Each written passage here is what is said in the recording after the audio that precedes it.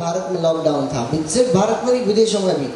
पर उस समय भी सांगानेर संस्थान के सारे युवा एक साथ आए और उन्होंने यूट्यूब के माध्यम से अथवा अन्य ऑनलाइन प्लेटफॉर्म पर धार्मिक संस्कार देने को आगे आए। और आप विश्वास माने कि उस ऑनलाइन में, उन कक्षाओं में हमारे भारत से तो ठीक बाहर से भी कितने सारे बच्चे, युवा और वृद्ध सारे के सारे लोग जुड़े और धार्मिक संस्कार को ग्रहण किया। और वही सारे लोग जब आचार्य श्री के दर्शन करने आए, पूज्य सिद्धांत सागर जी महाराज के दर्शन करने आए, तो जब महाराज जी के सम्मुख उन्होंने अपनी वार्ता को रखा कि इस बार जो संस्कारों का बीजारोपण है वो प्रत्यक्ष रूप से सामने तो होते ही है, लेकिन परोक्ष रूप से मोबाइल के माध्यम से, इंटरनेट के माध्यम से जब उनको मिला तो महाराज श्री ने एक ही बात कही कि आज मेरा सार्थक हो गया कि सांगानेर संस्थान को मैंने खोला। और जो पहले किसी राजा महाराजा ने, चक्रवर्ती ने जो स्वप्न देखा था कि वर्तमान परिप्रेक्ष्य में, पंचम काल में जो धर्म की बागडोर है जो युवाओं के हाथों में होगी, और वो आज सच में दिख रहा है कि सारे के सारे धर्म को कौन ले जा रहा है आगे? युवा।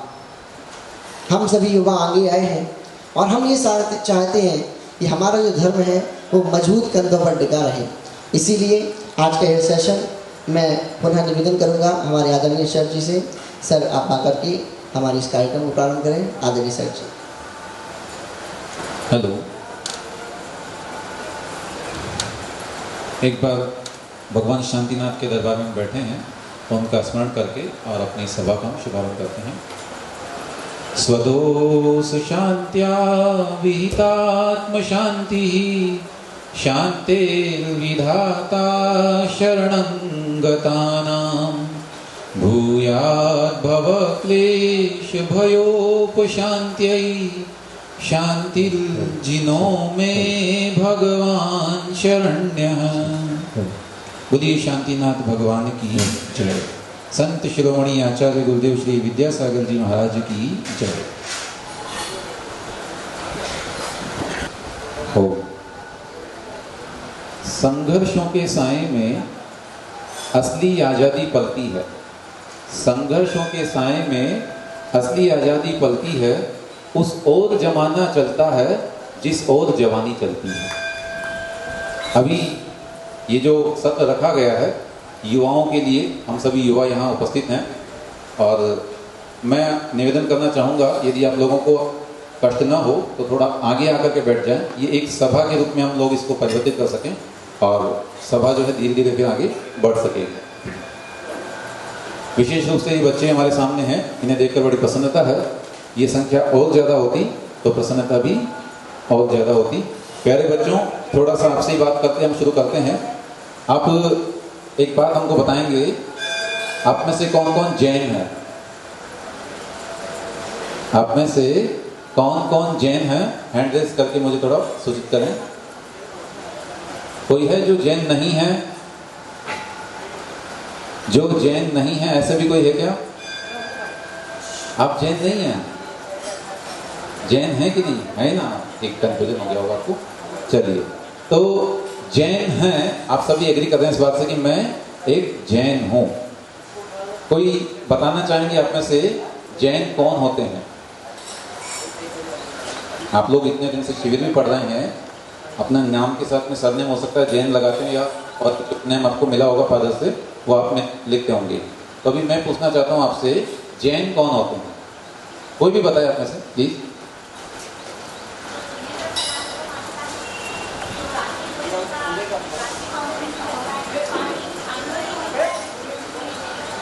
जो जिनेंद्र भगवान को मानता है, माने उनके दर्शन करता है, रात्रि भोजन जिसको त्याग है, रात्रि में भोजन नहीं करता है, और जो पानी छानकर पीता है वो जैन कहलाता है। बहुत अच्छी बात है। ये परिभाषा हमने पढ़ी है, लेकिन पढ़ने के, हाँ प्लीज।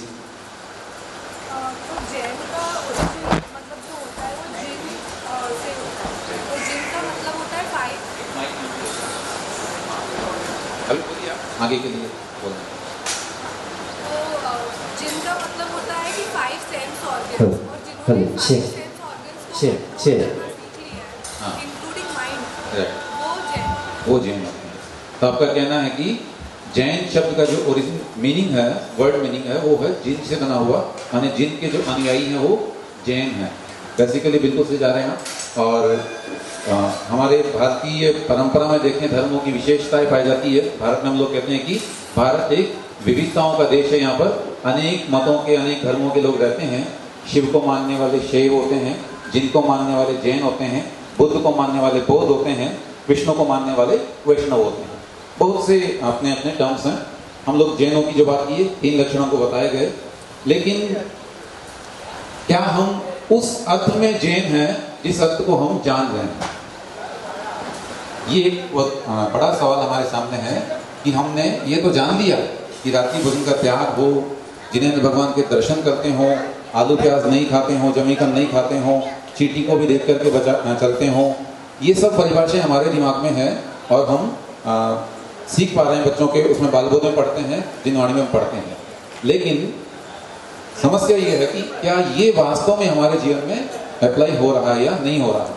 ये हमारे आचार से या विचार से और हमारे व्यवहार से प्रदर्शित हो रहा है या नहीं हो रहा है? यहाँ आकर के हमको सोचने की बात हो जाती है। एक जैन वो भी है जिसके नाम में जैन है। आज कौन सा डे है बच्चों, कोई बताएंगे? Yes please. Father's day. बहुत अच्छा। फादर्स डे क्यों मनाते हैं? फादर्स डे क्यों मनाते हैं? नहीं पता। अच्छा, सेलिब्रेट करते हैं फादर्स डे को। आज आप पापा के लिए कुछ करना चाहेंगे? जितने भी बच्चे हैं यहाँ पर अपने पिता के लिए कुछ करते हैं आज के दिन या नहीं करते हैं? करते हैं। क्या करते हैं? एक कार्ड बनाते हैं शायद, है ना, अच्छा सा, जिसको आप ग्रीटिंग कार्ड बोलते हैं, या हो सकता है केक लेते हो और उनको गिफ्ट करते हो। पापा के लिए कुछ अच्छा गिफ्ट भी ला सकते हैं शायद। लेकिन देखिए, जवाब आपको वहीं मिल गया है। मैंने पूछा कौन सा डे, तो बच्चे ने इजीली बता दिया, फादर्स डे प्रचलित हो गया पूरे लोक में। लेकिन ये क्यों मनाते हैं? I don't know. बस मना रहा हूं मैं, धारा में बह रहा हूं मैं। कैसी धारा में? जो लोग कर रहे हैं वही मैं कर रहा हूं। यहीं से शुरू होती है समस्या, यहीं से शुरू होता है अजैनत्व, यहीं से शुरू होता है हमारा, या दूर होता है हमारा जैनत्व हमसे। क्या होता है? जो दुनिया कर रही है वो मुझे करना है। हम लोगों के अंदर एक बेसिक नेचर होता है कॉपी करने का। बच्चा जब कुछ सीखता है, बड़ा होता है, तो क्या करता है? कॉपी। माने सीखने का पहला रूल ही कॉपी है, नकल करना। नकल करके ही सीखा जाता है और वो सीखने के लिए जैसे जैसे वो बोलते हैं सीखने का प्रयास करता है, जैसे वो चलते हैं वैसे चलने का प्रयास करता है। इवन आप देखेंगे पूरे कल्चर में अलग अलग जो है डांस भी अगर होता है तो देख करके सीखता है। उसमें ऑटोमेटिकली उस कल्चर को देखते हुए, जो वहाँ महाराष्ट्र में अभी हम हैं, यहाँ की अपनी स्टाइल होगी, पंजाब में अपनी स्टाइल होगी, वो सब कॉपी करके वो सीखता है। लेकिन इस सीखने में कहीं कहीं अच्छापन भी है और बुरापन भी। ये हमको ध्यान रखना है कि सीखना क्या है। अभी बहुत अच्छा सवाल आया कि फादर्स डे है, लेकिन क्यों है हमको पता नहीं, बस मनाए जा रहे हैं। ग्रीटिंग्स हमने शुरू कर दिए, केक हमने शुरू कर दिए। जन्म दिवस की परंपराएं किस रूप में हमारे यहाँ होती थी और किस रूप में हम उसको ले जा चुके हैं। हमारे यहाँ संस्कृति है जोड़ने की, संस्कृति हमारी नहीं है। लेकिन हमने क्या कर दिया? अभी कटिंग करना शुरू कर दिया, या वो कॉपी करके। हमको लगता है कि वो जो कर रहे हैं वो हमसे अच्छा कर रहे हैं और हमने उसको शुरू कर दिया। हमने दीप जलाने की हमारी परंपराएं थी, उसको भुला करके मोमबत्तियां बुझाना शुरू कर दिया। यहाँ से हमारा जैनत्व हमसे दूर हो रहा है। आज मैं बात करना चाह रहा हूँ आप लोगों के सामने। अभी आपने कहा कि आज पिता का दिवस है, तो आप में से कोई बताना चाहे कि माता पिता का हमारे जीवन में कितना महत्व है? प्यारे बच्चों, प्लीज ये सेशन जो है आपस में इंटरेक्शन का होगा तो ही मजा आएगा। अगर आप मुझे सुनेंगे तो डेफिनेटली बोर होंगे, ये पक्की बात है, और मैं आपको बोर नहीं करना चाहता हूँ। प्लीज बताइए, मम्मी पापा का हमारे लाइफ में कितना इंपॉर्टेंस है?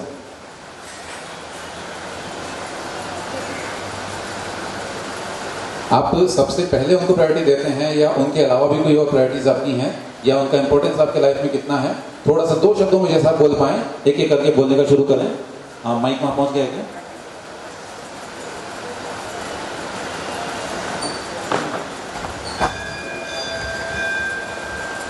जय जिनेंद्र। सबसे पहली शिक्षा हमें माता पिता से मिलती है, तो सबसे पहले दर्जा हम उसे ही देते हैं। बहुत बढ़िया, बहुत बढ़िया।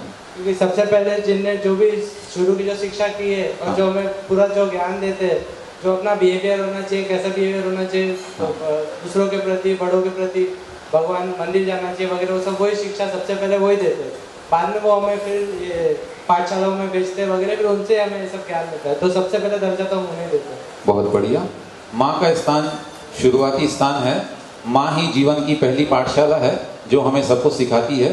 पहला गुरु भी माँ ही होती है। और अभी गुरु पूर्णिमा भी आने वाली है, उसके बारे में भी कहा जाता कि गुरु पूर्ण माँ, माने माँ ही पूरा गुरु है, अपने आप में वो हमें सब कुछ सिखाती है। संस्कृत में एक सूक्ति भी है कि कुपुत्रो जायेत क्वचिदपि कुमाता न भवति। बेटा शायद कुबेटा कुपुत्र हो सकता है, लेकिन माँ कभी कुमाता नहीं होती है। तो आज की जो परिवेश में हम चर्चा करने जा रहे हैं, वहाँ ये बहुत बड़ी समस्या हो गई है कि आज हम मतलब जो भी हमारा परिवेश है, उस परिवेश के युवा वर्ग अपने माता पिता को भुलाते जा रहे हैं।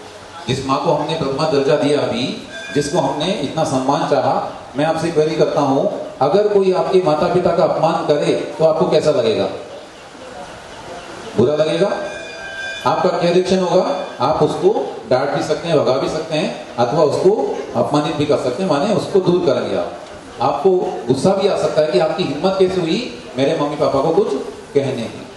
लेकिन मेरा दूसरा सवाल है, यही अपमान जब हम करते हैं खुद, तो क्या हमें अपने आप से गिल्ट नहीं होना चाहिए? आज क्या हो रहा है, दूसरा कोई हमारे मम्मी पापा को कुछ बोले, हमें बुरा लग रहा है, ये बातें हमको सुनने में, कहने में अच्छी हो रही है, लेकिन अगर हम खुद अपने माता पिता को हर्ट कर रहे हैं, ये हम कहाँ तक उचित कर रहे हैं? ये हम उचित नहीं कर रहे हैं। किस परिप्रेक्ष्य में कह सकते हैं? आज हम कह सकते हैं शिक्षा के परिप्रेक्ष्य में, अथवा खास करके शादी के परिप्रेक्ष्य में। आप में से कोई यहाँ पर सीए अथवा डॉक्टर इत्यादि हैं क्या, कोई जो कोर्स कर रहे हैं या बनने जा रहे हो? सीए कौन है? सीए आप कर रहे हैं। सीए बनने के लिए क्या करना होता है अपने को? जब आप सीए का कोर्स करते हैं, इंस्टीट्यूट से आपको कोर्स किया जाता है, आप मान लीजिए डिग्री भी हो जाती है, शायद डिग्री के पहले भी एक ट्रेनिंग टाइप की होती है। हाँ, आर्टिकलशिप आपकी होती है। वो किसके अंडर में होती है? सीए होता है उनके अंडर में। चलिए, अच्छी बात है, बैठिए प्लीज। डॉक्टर जो होते हैं, कोई डॉक्टरेट कर रहा होगा यहाँ पे, वो भी जब डॉक्टर बनते हैं तो क्या करना होता है उनको? ट्रेनिंग होती है ना। किसके अंडर में होती है वो? डॉक्टर के अंडर में। कोई भी प्रोफेशन देखेंगे हम, टीचर्स भी यदि बनते हैं तो उनके एक्सपीरियंस टीचर जो होते हैं वो उनको टीचिंग करना सिखाते हैं। सीए बनते हैं तो हमें एक सीए के पास जाना होता है, और डॉक्टर बनना है तो डॉक्टर के पास जाना होता है। अभी शादी करनी है तो किसके पास जाना है?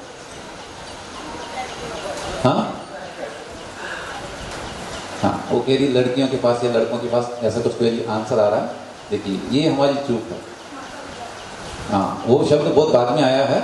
नेचुरल जो आंसर आना चाहिए था वो क्या है? लड़की के पास। मतलब हमको शादी करने के लिए माता पिता का कोई इंपॉर्टेंस नहीं है। डॉक्टर बनने के लिए हमें डॉक्टर को जाना है, सीए बनने के लिए सीए को जाना है, और इंजीनियर बनने के लिए इंजीनियर को जाना है, लेकिन शादी करने के लिए हमें नो ऑप्शन। किसी शादीशुदा पुरुष का कोई एक्सपीरियंस हमें नहीं लेना। यहीं से भूल हो रही है और हम लोग जो है भटक जाते हैं।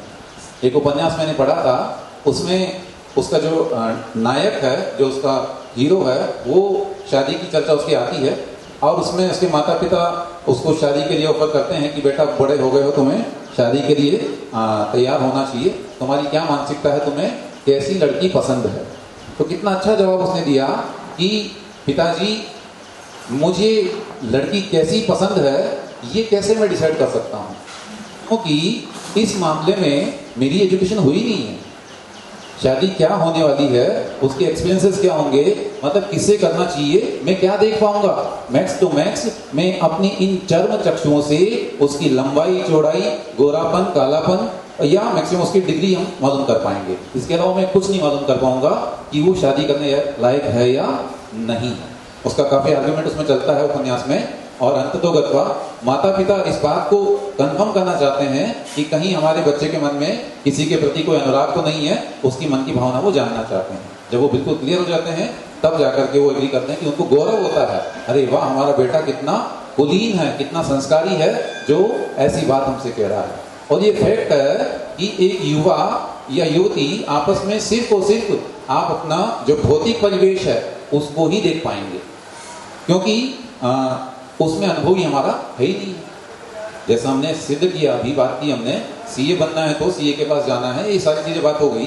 तो वैसे ही अगर हमको शादी करना है तो उससे पहले जिन्होंने शादी की है उनके अंडर में ट्रेनिंग हमको होना चाहिए, उनसे हमारा डिस्कशन होना चाहिए। और ये डिस्कशन सबसे बेस्ट कौन कर सकता है? हमारे माता पिता, कोई और नहीं, हमारे माता पिता ही कर सकते हैं। तो शादी करने के लिए प्लीज प्लीज ये नियम लीजिए प्यारे बच्चों, ये धारणा बना लीजिए, आपके माता पिता आपका बुरा चाह ही नहीं सकते हैं। क्या कभी कोई माँ ऐसी होती है जो अपने बच्चे का बुरा चाहती हो? नहीं होती है। तो फिर इस शादी वाले कॉन्सेप्ट में हम उनको इग्नोर क्यों करें? उनके इन्वॉल्वमेंट के बिना हमको शादी नहीं करनी है, ये हमको जानना है। पूज्य महाराज साहब हम लोगों के यहाँ आते हैं और वो भी यही नियम दिलाते हैं आजकल कि प्लीज एक नियम लो, शादी करना है तो जैन से करना प्लस माता पिता की मर्जी से करना, इसके अलावा कोई नियम नहीं देते हैं। मैंने देखा कई बार दिल्ली में भी हमारे यहाँ पूज्य वीर सागर जी महाराज साहब, धवल सागर जी महाराज साहब पधारे थे, उन्होंने अनेक युवतियों और युवाओं को यही नियम दिया, आप यदि मुझसे नियम लेना चाहते हो, गुरु सम्मान करना चाहते हो तो इतना ही दो कि शादी किससे करना है? जैन से करना है और माता पिता की सहमति से करना है, उनके खिलाफ जाकर के नहीं करना है ना। जितने बचपन से माता पिता को उम्मीद के साथ में जो बड़े होते हैं, एक माँ पिता जो अपने बच्चों को यही उम्मीद करके बड़ा करते हैं कि कल को चल करके ये मेरे कुलाचार का पालन करेगा, जिस कुल में जिस परंपरा में मैं जी रहा हूँ उस परंपरा को ये गौरवान्वित करेगा। और वो गौरव कब होगा? जब हम जैन कुल में विवाह करेंगे। अभी मान लीजिए अजैन से विवाह होता है तो क्या हमारी परंपरा सुरक्षित रह पाएगी? आज हम लोग, आप लोगों की भी एक्सपीरियंस होंगे जैन होने के फायदे कितने। व्हाट्सएप में आपने डेटा पढ़ा होगा कि हम बहुत माइनर हैं, उसके अंदर माइनॉरिटी में आते हैं, बहुत कम परसेंटेज हमारा शायद 0.05% पूरी जनसंख्या में है। उसके बाद भी बड़ा मात्रा में टैक्स देते हैं, पूरी गौशालाएं हम चलाते हैं, बहुत सारे डेटा हम लोगों ने कलेक्ट किए हुए हैं, सब हम जानते हैं। कुछ एक्सपीरियंस अपने लाइफ से भी हमको जोड़ना चाहिए।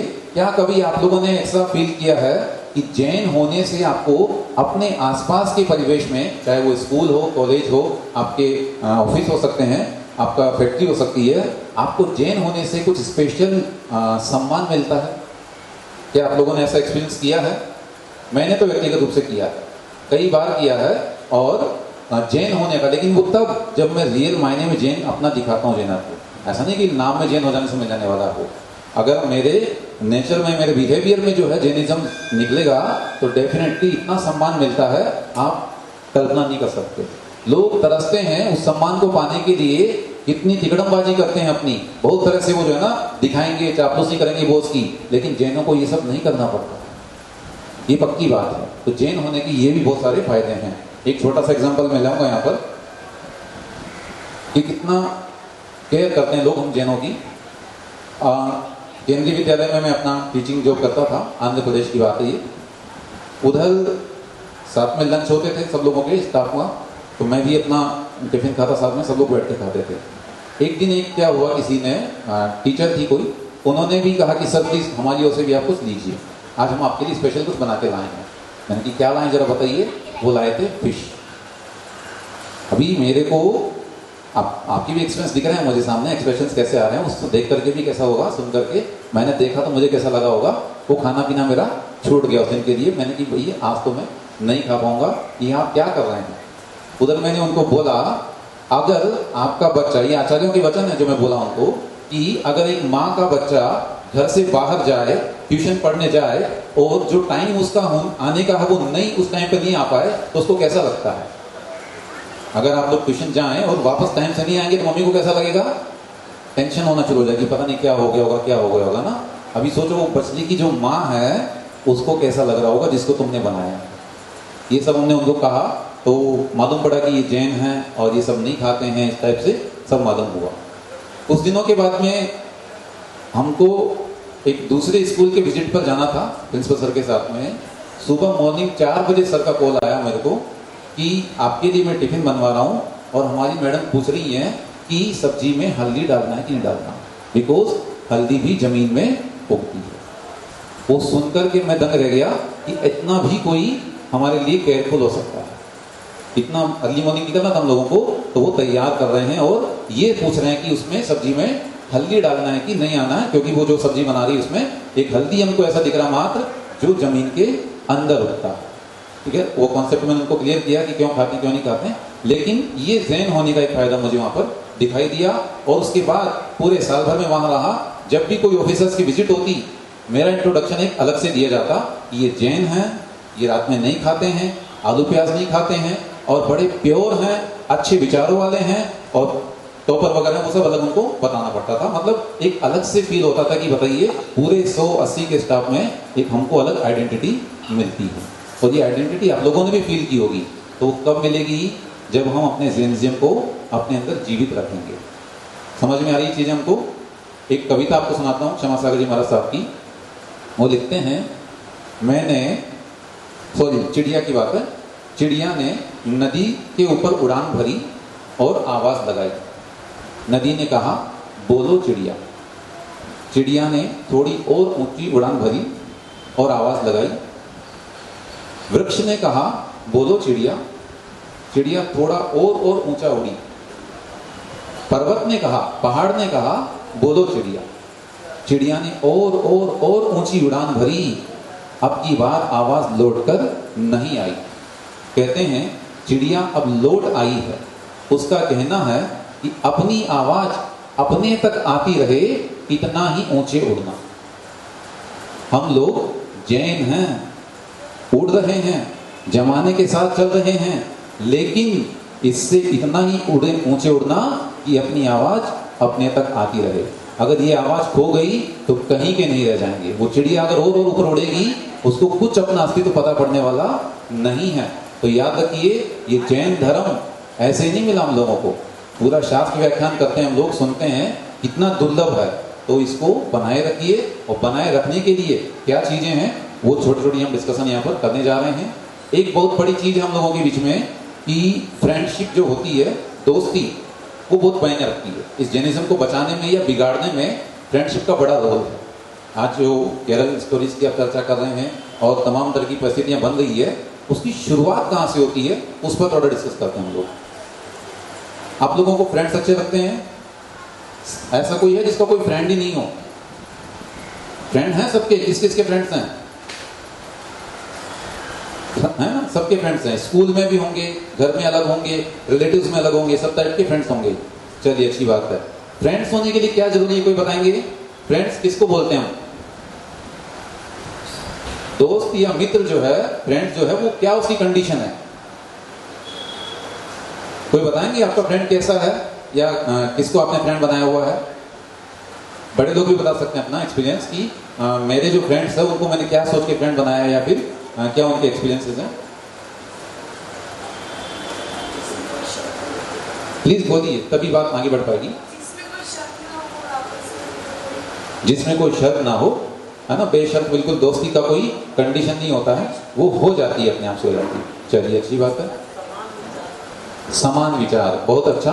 समान शील व्यसनेषु सख्यम, माने जिनमें अपना शील माने आचरण और व्यसन माने आदतें इक्वल होती है, उन जिनसे विचार हमारे खाते हैं, मेल होते हैं। और एक एज ग्रुप का भी उसमें फर्क पड़ता है कि जिस एज ग्रुप में हम होते हैं उससे ही हमारी दोस्ती या उनसे विचार हमारे बनते हैं, उसका डेफिनेटली फर्क पड़ता है। एक छोटे से बच्चे की बहुत बड़े व्यक्ति से दोस्ती नहीं हो सकती, उसके एज ग्रुप में होगी। हाँ बेटा प्लीज।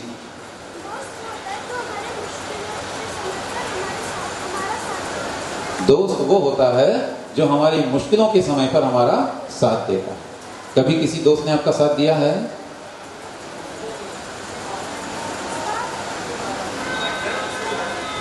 एक दिन मेरे पैसे गिर गए थे और उसने ढूंढ के दिए थे। Very good, very good. एक बार आपके पैसे गिर गए, उसने आपको हेल्प किया, बहुत अच्छी बात है।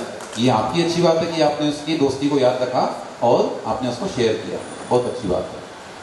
मित्रों, दोस्तों के बारे में शास्त्रों में यही लिखा गया है कि जो अभी आपने कहा, समान शील और व्यसनेषु सख्यम, माने जिसमें हमारे शील माने आचरण और व्यसन माने आदतें अच्छी हों।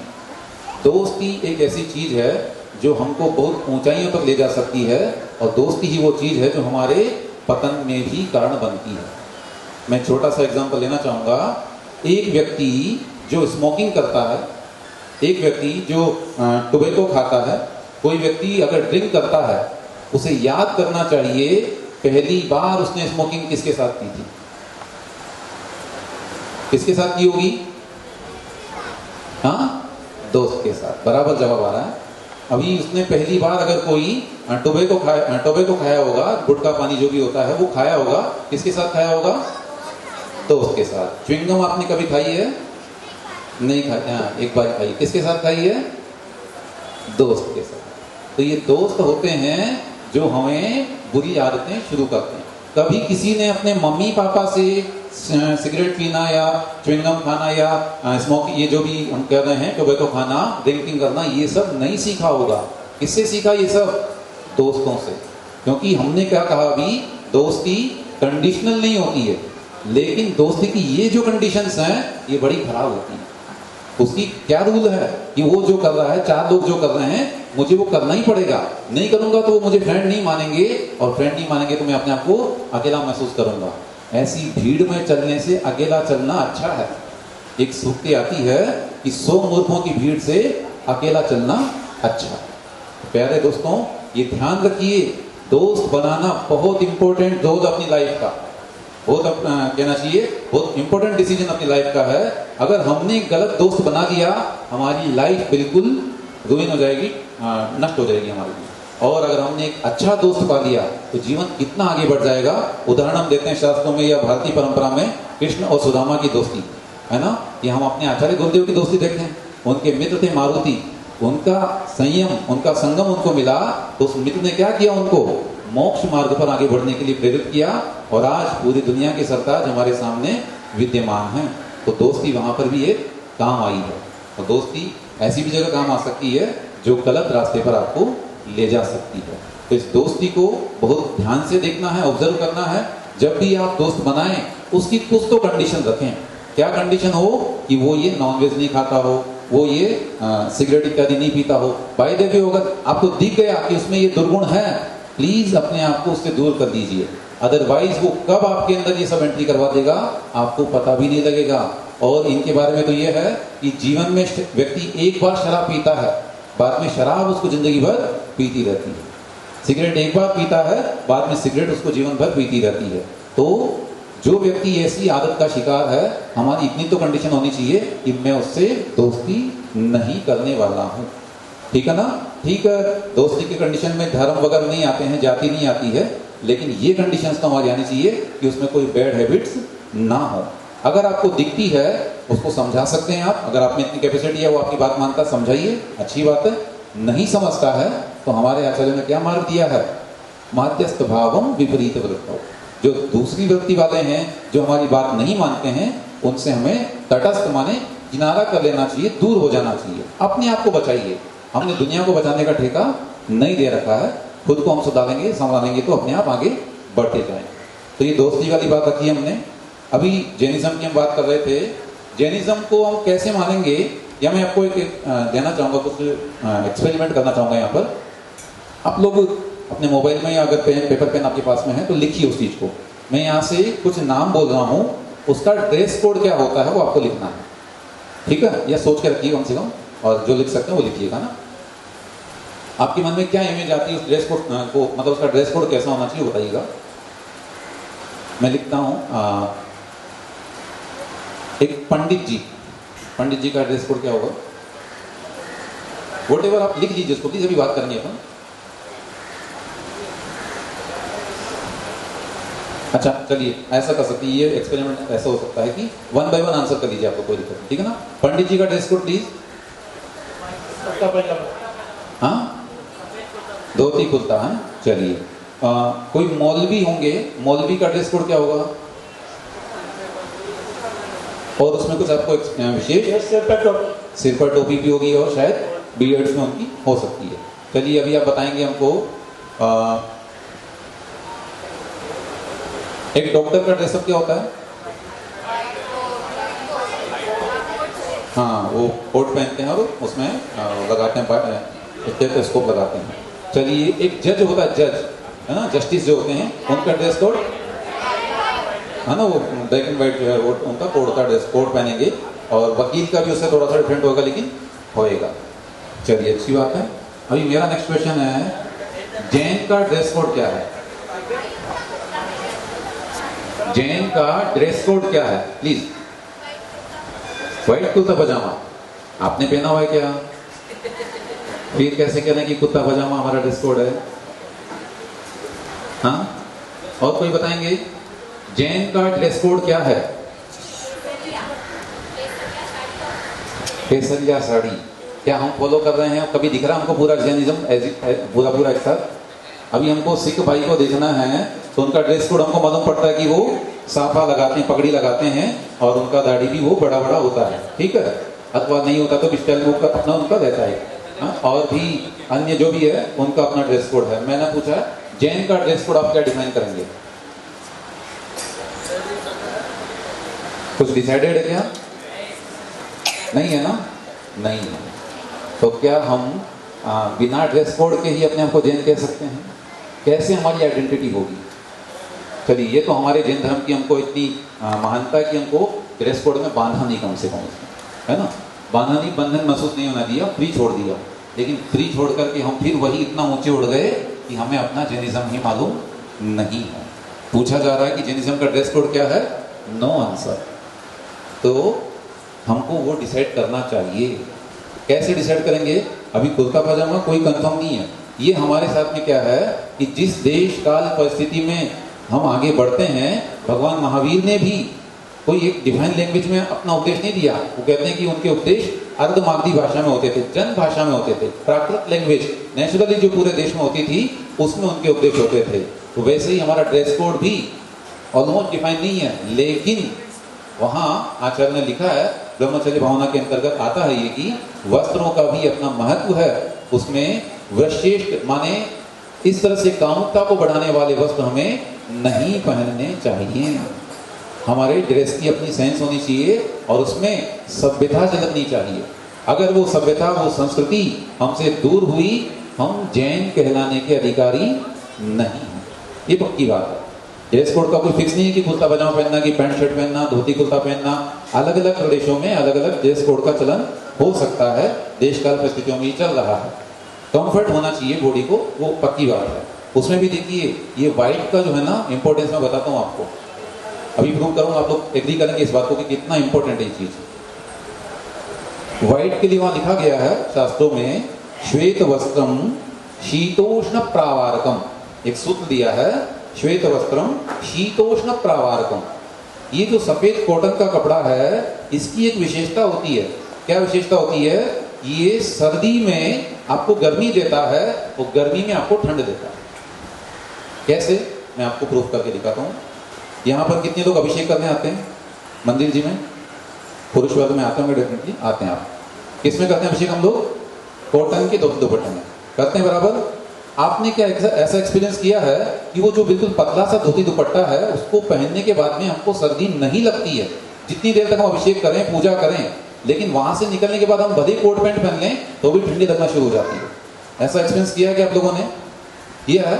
मतलब वो धोती दुपट्टा इतना अच्छा है, आप उसमें पूरा दिन भी निकालेंगे तो ठंडी नहीं लगने वाली है। लेकिन उसको खोल के अभी आप पैंट शर्ट, उसके ऊपर से जर्किन और जो भी अपना पहनते हैं जैकेट वगैरह, वो भी आपकी सर्दी रोक नहीं पाता। ये हमारे रिसर्च इंडिया भारतीय संस्कृति का, ऐसे नहीं हमको धोती दुपट्टे पहना दिए गए हैं, है ना। वो धोती दुपट्टे जो पहनाए हैं उसकी पूरा एक रिसर्च है और वो सब लिखा हुआ है। बस ये कि वो लैंग्वेज उसकी संस्कृत है, प्राकृत है, हमको वो आती नहीं है और हमने उन परंपराओं को छोड़ दिया। बस ऐसा लगता है कि ये तो पुराना है, ये ओल्ड है, इसको छोड़ो, अभी नया नया फैशन उसमें अप्लाई करो।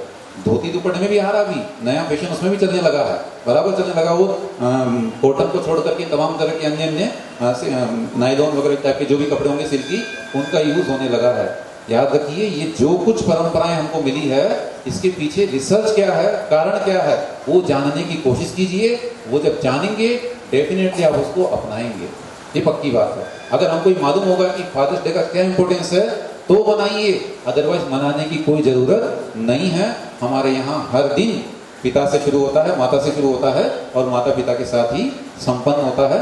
ये विदेश की कल्चर है कि वहाँ उनको टाइम नहीं मिलता है।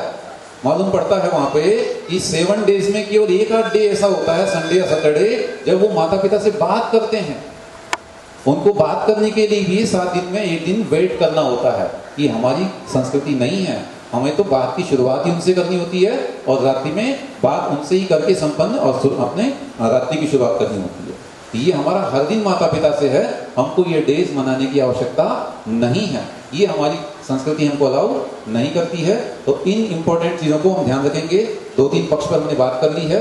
एक तो शादी के पॉइंट ऑफ व्यू से प्लीज जैनिज्म को फॉलो करने वाले से ही ना करें, अदरवाइज आपका जैनिज्म तो छूटेगा ही छूटेगा।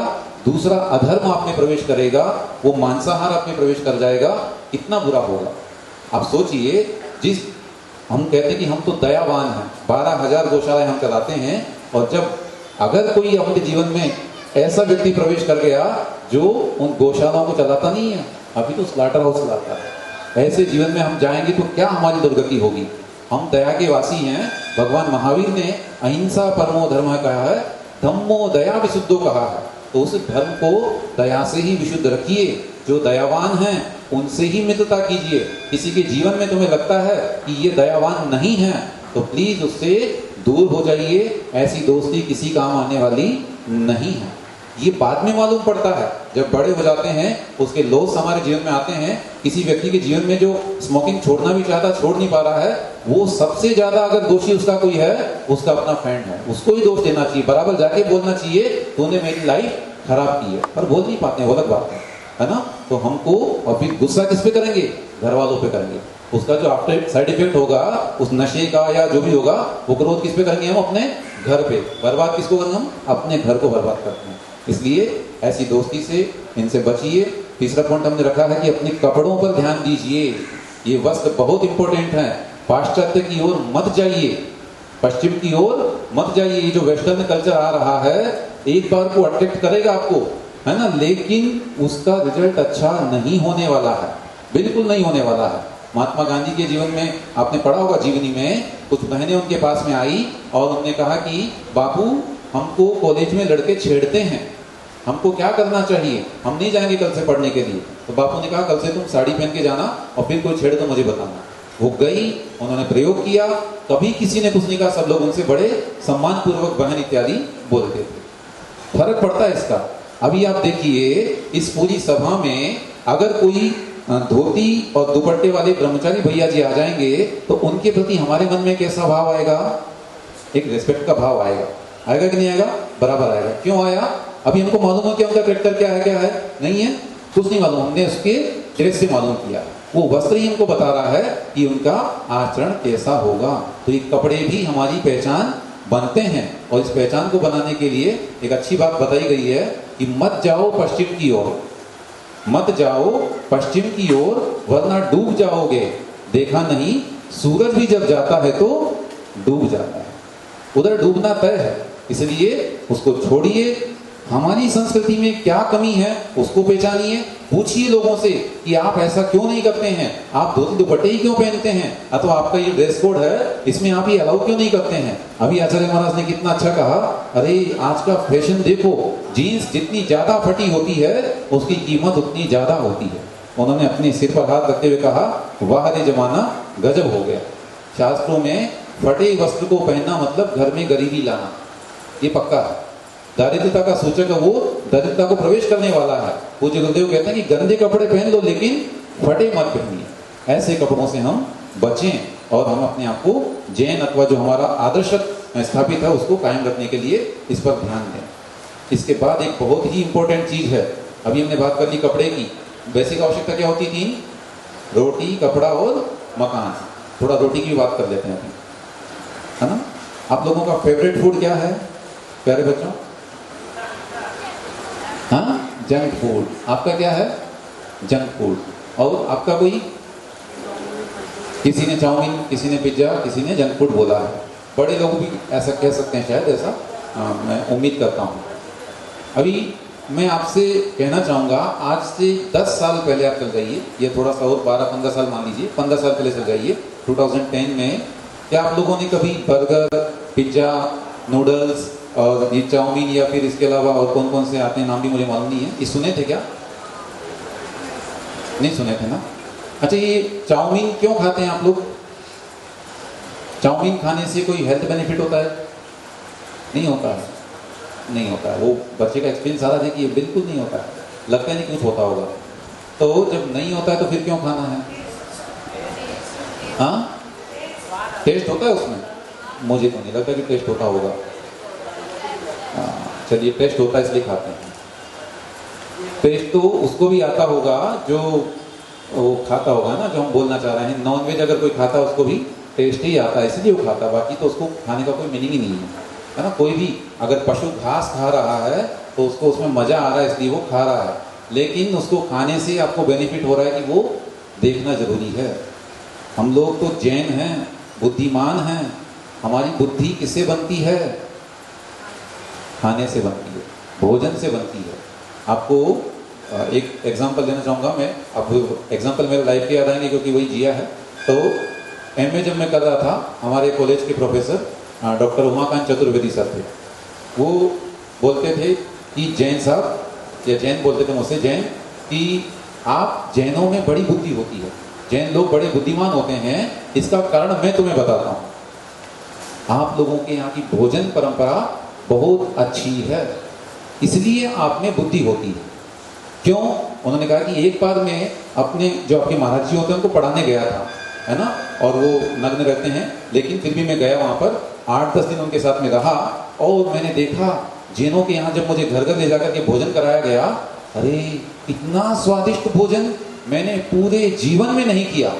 और उस भोजन को करने के बाद मुझे कतई ये नहीं लगा कि मुझे प्रमाद उत्पन्न हो रहा है, मुझे कहीं पर पढ़ने में आलस्य आ रहा है। ये मैंने एक्सपीरियंस किया। इसलिए जैन साहब, तुमसे मैं कहना चाहता हूं कि तुम अपनी बुद्धि को सुरक्षित रखना चाहते हो तो अपने भोजन को सुरक्षित रखना। जो जैन तुम्हारे यहाँ भोजन बनता है उसको आपको एज इट इज बनाए रखना है। तुम बुद्धिमान बने रहोगे, अदरवाइज तुम्हारी बुद्धि कब जाएगी मैं कह नहीं सकता।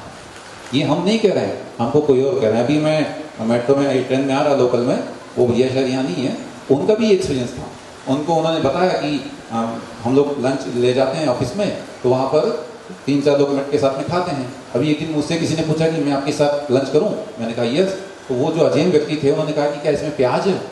मैंने कहा यस, प्याज तो है। वो अजीम व्यक्ति ने कहा कि आई एम सॉरी, मैं इसको नहीं खाऊंगा। उनके यहाँ भी निषेध है, महाभारत में लिखा गया है, पलांडु बोलते हैं प्याज को, उसका निषेध कहा गया है, लहसुन का निषेध कहा गया है। उनमें भी जो है इस परंपरा में प्याज और लहसुन का निषेध किया गया है। अभी उनको इतना गिल्ट फील हुआ कि मैं एक जैन होकर के और मुझे शर्मिंदा होना पड़ रहा है कि प्याज वो नहीं खा रहे मेरा भोजन। क्या हमारे भोजन की यही पहचान है?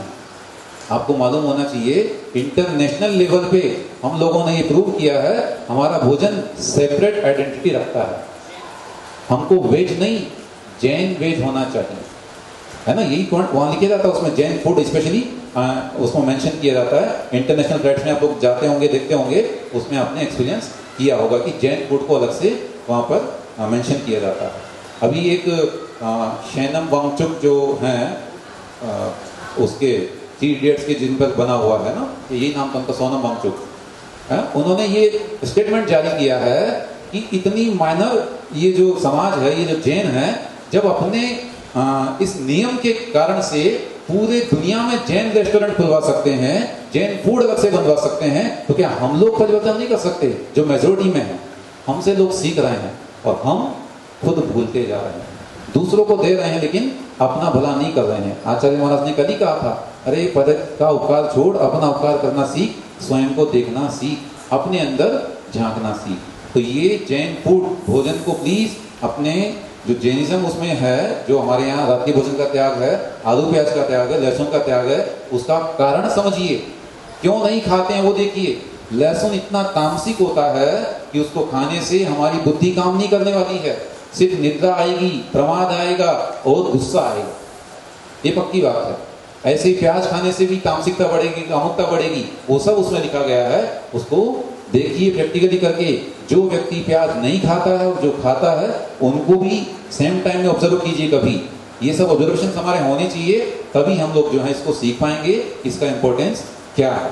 उन दोनों को आप जज करेंगे कि देखो इसका नेचर कितना अच्छा है, ये उसी बात को आराम से सहन कर रहा है, दूसरा वाला उस पर कितना बड़ा रिएक्शन दे रहा है। वो रिएक्शन आपको मालूम होना चाहिए कि क्यों आ रहा है, क्योंकि इसका भोजन अच्छा नहीं है। जैसा खावे अन्न वैसा होवे मन, अन्नमय प्राणाः, ये सुक्ति है। माने जैसा हम अन्न खाते हैं वैसा ही हमारी बॉडी बनती है, वैसे हमारे विचार बनते हैं। तो इस भोजन पर ध्यान देने की बहुत बड़ी जरूरत है। ये भोजन स्वाद के लिए नहीं खाया जाता, स्वास्थ्य के लिए खाया जाता है ना। हमारा स्वास्थ्य बिल्कुल बना रहे इसलिए खाया जाता है। अभी कितनी बार खाना है इसका कोई डिसाइड है क्या हमारा? कुछ डिसाइड नहीं है। ये कहाँ से सीखा हमने? फॉरेन से सीखा है। भारतीय संस्कृति में कहीं पर कोई नाश्ते की व्यवस्था नहीं है। आचार्य महाराज कहते हैं नाश्ता में हमारी आस्था थी ही नहीं, ये तो बाद में हमने उसमें ऐड कर लिया है। हम लोगों के यहाँ तो शुद्ध 2 समय का भोजन था, और वो हमारे शरीर को इतना सुरक्षित और संतुष्ट रखता है कि हम आराम से बिना प्रमाद के मेहनत कर पाते हैं, और इसीलिए जैन बुद्धिमान होते हैं, इसीलिए जैन धनवान होते हैं। धनवान होने का भी कारण है, याद रखिए, अगर धन कमाना है, धन को बनाए रखना है तो भोजन शुद्ध करना पड़ेगा, अदरवाइज बुद्धि काम नहीं करेगी तो फिर धन भी हमसे दूर हो जाएगा। ये चीज़ें हैं, कुछ हमने डिस्कस की। आप लोगों के कोई इसमें अपने एक्सपीरियंस हो तो उसको प्लीज़ रखिए। जैनिज्म को अपने अंदर बनाए रखने के लिए हम क्या रख सकते हैं ताकि इस पर आगे डिस्कस बढ़ सके। प्लीज़ वन वे डिस्कस मैं नहीं चाहता हूँ यहाँ पे। और कोई ऐसा टॉपिक आपको लग रहा हो जिस पर हमको डिस्कस करना चाहिए? अभी हम जो बातें कर रहे हो कैसी लग रही है आपको? सही लग रही है? मतलब काम की बातें हैं ना ये? चलिए अच्छी बात है। प्यारे बच्चों, क्या आप लोगों को लगा कि फास्ट फूड खाने से फायदा होता है? तो आप खाएंगे क्या? नहीं खाएंगे, मतलब अभी नहीं आ नहीं रहा है ना। देखो, खाओगे तो क्या क्या दोस्तों उसमें, नंबर 1 उसमें मांस होता है, आपको मालूम भी नहीं पड़ता है उसमें मांस कब मिल जाता है। एक ही आप जिसका भी पिज्जा खाते होंगे, बर्गर खाते होंगे, वो डोमिनोज से खाते होंगे ना, या किसका खाते हैं? बर्गर किंग का खाते हैं। हाँ ओके, बर्गर किंग का खाते हैं। अभी वो बर्गर किंग का फैक्ट्री आप जाके देखिए, जहाँ प्रोडक्शन होता है, जहाँ आपका बर्गर बन रहा है, वहाँ एक बार जाइए, पहले खाने से पहले जाके चेक कीजिए कि बनता कैसे है। आपको अगर फिर भी मन करे वो आपकी मर्जी है, लेकिन आप फिर नहीं खा पाएंगे। इतने छोटे छोटे जो मुर्गे के बच्चे होते हैं उनको बड़ी भारी मात्रा में ऐसा बिल्कुल काट दिया जाता है। उधर चिकन बर्गर और तमाम तरह के बर्गर जो होंगे वो एक साथ बनते हैं। आपको अलग से सेपरेट सर्विस देने वाले नहीं है वो। आपको लगता है कि हम एसी के नीचे बैठ के बड़े आराम से ऑर्डर कर दिए हैं और वो इक्वली हमारे लिए अलग से आएगा, नहीं आने वाला है वो सब अंदर कुछ और ही होता है, और ला करके आप उसको बड़े चाउमीन को बड़े स्वाद से खा लेते हैं। इसलिए आप अगर ये खा रहे हैं मीन्स नॉन वेज खा रहे हैं, ये ध्यान रखना। अभी खाने का मन हो तो आप देख लिए। हम तो ये चाहेंगे कि आप जीवन भर के लिए नॉन वेज का तो त्याग करें, ऐसी चीज़ों से हम बचें। धीरे धीरे ये प्रवेश करती है। जैसे बर्थडे हमने मनाना शुरू किया, केक कटिंग शुरू किया, उसके माध्यम से अंडा आपके घर में प्रवेश कर गया। वो तो बाद में आपने मालूम किया ना कि इसमें अंडा होता, तो एगलेस का कॉन्सेप्ट तो बाद में आया है। पहले तो केक का ही कॉन्सेप्ट आया होगा ना, बाद में एगलेस कॉन्सेप्ट उसका कॉन्सेप्ट बना, और उसमें हम लोगों ने एडिशन शुरू किया कि इसको हम कहते हैं उसको करना ही क्यों। आपकी परंपरा थी कि जब आप कोई अच्छा अवसर आपके घर में होता है, उत्सव आपके घर में होता है, आप मिठाई बांटते हैं, लोगों को भोजन कराते हैं, साबुत लड्डू बांटे जाते हैं। हमारे यहाँ पर लड्डू बांटने की परंपरा हमारे यहाँ मानी जाती है। अब ये हमको क्या कर रहे हैं, उसको तोड़ रहे हैं, काट रहे हैं। ये सब शब्द हमारे नहीं है। इससे शुभ होने वाला है कि अशुभ होने वाला है? हमारा मंगल दिन जो है वो अच्छा होगा कि बुरा होगा, ये सोच लीजिए। दिया जलाना हमारे यहाँ रोशनी का प्रतीक है, और हम उसमें दिया बुझाते हैं। ये हमारे जीवन में उजाला लाएगा या अंधेरा लाएगा, ये हम सबको सोचने की बात है। तो प्यारे दोस्तों, समय के साथ चलना है और समय को अपने जीवन को सुरक्षित रखते हुए चलना है। इसके लिए कुछ पंक्तियां कह करके मैं अपनी वाणी को यहाँ पर विराम देना चाहूँगा। यद्यपि उसका मोटिव जिसने लिखा था उनका हो सकता है कुछ और हो, लेकिन मैं उसको यहाँ उस परिप्रेक्ष्य में रखना चाहूँगा कि हमें समय के साथ कैसे चलना। एक कवि ने कविता लिखी है, वो जब चल रहे थे तो आगे कोई व्यक्ति चल रहा है, उसके जो कदम है उसको देखते हुए उन्होंने कविता लिखी। वो लिखते हैं, आगे बढ़ते हुए पेड़ को देखकर मैंने पूछा, क्यों तुम बड़े हो? उसने कहा नहीं। तो फिर आगे क्यों? उसने कहा गति का यही क्रम है। पीछे वाले पेड़ के गर्व को चोट मारते हुए मैंने उससे कहा, क्यों तुम छोटे हो? उसने कहा नहीं। तो फिर पीछे क्यों? उसने कहा गति का यही क्रम है। थोड़ी ही देर में मैंने देखा आगे वाला पैर पीछे, पीछे वाला पैर आगे था। मुझसे रहा न गया, मैंने दोनों से पूछा, अब ऐसा क्यों? दोनों ने एक साथ मुस्कुराकर उत्तर दिया, गति का यही क्रम है। दोस्तों, गति के क्रम को समझने के लिए मैं कहना चाहूंगा, आपको अपनी आधुनिकता में और पौराणिकता में ये गति का क्रम जो है बनाए रखना होगा। आप आगे बढ़िए, समय के साथ चलिए, लेकिन अपने कुछ पीछे भी आपको होना होगा। केवल एक पैर को आगे बढ़ाएंगे तो आगे बढ़ जाएंगे क्या? इस आधुनिकता की दौड़ में आगे बढ़ेंगे तो आगे बढ़ जाएंगे क्या? नहीं। हमें अपनी परंपरा को, अपने धर्म को, अपने संस्कार को, अपने माता पिता का जो कुलाचार है उसको संरक्षित रखना होगा। माने कुछ कुछ पीछे भी हटना होगा, कुछ कुछ आगे भी बढ़ना होगा। जब जब लगे कि हम ज्यादा आगे बढ़ गए हैं, थोड़ा थोड़ा पीछे भी आना होगा। ये जो परंपरा है, ये जो ड्रेसअप है, ये जो भोजन की परंपरा है, ये जो आचार विचार की परंपरा है, मंदिर आने की परंपरा है, शास्त्र स्वाध्याय की परंपरा है, गुरुओं के पास जाने की परंपरा है, तीर्थ वंदना की परंपरा है, इनको भी जीवन में स्थान देना होगा। जाइए आप घूमने के लिए, कोई दिक्कत नहीं है, विजिटिंग के लिए आप जाते हैं जहां भी, लेकिन उसके बराबर आपको तीर्थ स्थान को भी स्थान देना होगा। हो सकता है आप मूवी देखने जाते हो, जाइए, लेकिन मंदिर में आकर के स्वाध्याय में भी स्थान लीजिए। तो जितना आप आगे बढ़ रहे हैं उतना पीछे भी बढ़ना होगा, तभी आप आगे चल पाएंगे। अभी आपको लगता है कि मैं केवल आगे आगे बढ़ूं तो ये गमन नहीं हो सकता, हम आगे मूवमेंट नहीं कर सकते, है ना। गति करने के लिए एक पैर पीछे होना जरूरी है और एक पैर आगे होना जरूरी है। तो हमारा पैर एक पीछे कहाँ होना चाहिए? हमारी अपनी संस्कृति पर, हमारे अपने धर्म पर, अपने गुरुओं पर। देव शास्त्र गुरु को हमें अपना आदर्श मानते हुए उन्होंने अपने जीवन को कैसे उत्तम बनाया वो आपको जीवन में अपनाना है। और आधुनिक समय में कहीं हम पिछड़े न कहना लग जाएं, कहीं हमको ये फीलिंग ना आ जाए कि हम पिछड़े हुए हैं इस धर्म की वजह से, तो ऐसा नहीं है। जमाने के साथ चलिए, पढ़िए, आज के ज़माने में जो भी डिग्रीज हो रही हैं उन सबको, एजुकेशन को लीजिए, लेकिन अपने पीछे वाले पैर को पीछे मत छोड़िए, अदरवाइज आगे हम नहीं बढ़ पाएंगे। इतना ही कहकर के मैं इस सेशन को यहाँ पर रखना चाहूँगा।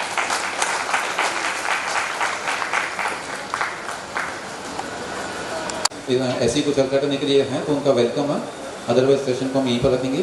फिर आगे का कार्यक्रम हमारा 1:30 बजे से, हाँ, वो 1:30 बजे से समापन समारोह हमारा होने वाला है, उसमें हम लोग शिरकत करेंगे। रखना चाहें तो वेलकम, प्लीज़ अपनी कोई बात प्लीज़ रखिए ताकि सब लोगों के काम में आए वो चीज़।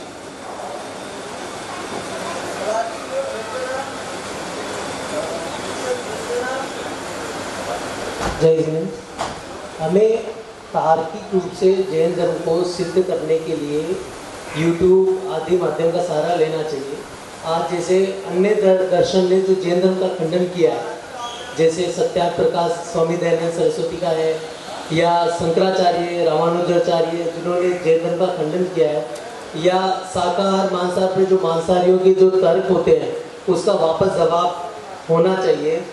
क्योंकि क्या है, जैसे अभी भोपाल के पास बेरसिया का जो जैन व्यक्ति था वो आतंकवादी घटना में गिरफ्तार हुआ, तो उसको ऐसा तो नहीं है कि मारपीट के उसको मुस्लिम बनाया गया, उसको तार्किक रूप से ही उसकी ब्रेन वॉश किया गया। तो हम जैनियों में इतनी ताकत होनी चाहिए कि हम लोग दुनिया का ब्रेन वॉश कर सके, हमारा कोई ब्रेन वॉश नहीं कर सके।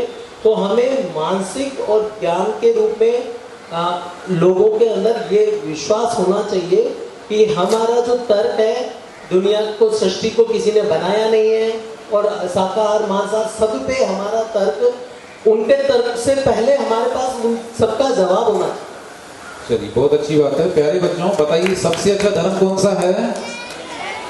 जैन धर्म। पक्का जैन धर्म अच्छा है? तो आप लोग हमेशा किससे बोलेंगे सबसे अच्छा धर्म कौन सा है? मेरा जैन धर्म, ठीक है ना। कोई भी आपको कुछ बताने चाहे कि इस धर्म को भी देखो, तो कभी सुनना नहीं, पहले बताना कि मेरा जैन धर्म भी तुम जानो कैसा होता है ना। चलिए, बहुत अच्छा एक्सपीरियंस आपका रहा। हमेशा ध्यान रखें, अपने आप को जैन कहलाने में गौरव महसूस करें और अन्य लोगों के बीच में कभी अपनी आइडेंटिटी न छुपाएं, गर्व के साथ में आए कि मैं जैन हूं और अब अन्य लोगों को भी मुझसे प्रभावित होना चाहिए। अच्छी बात है। और कोई विशेष? बोलिए भैया, प्रतीक भैया।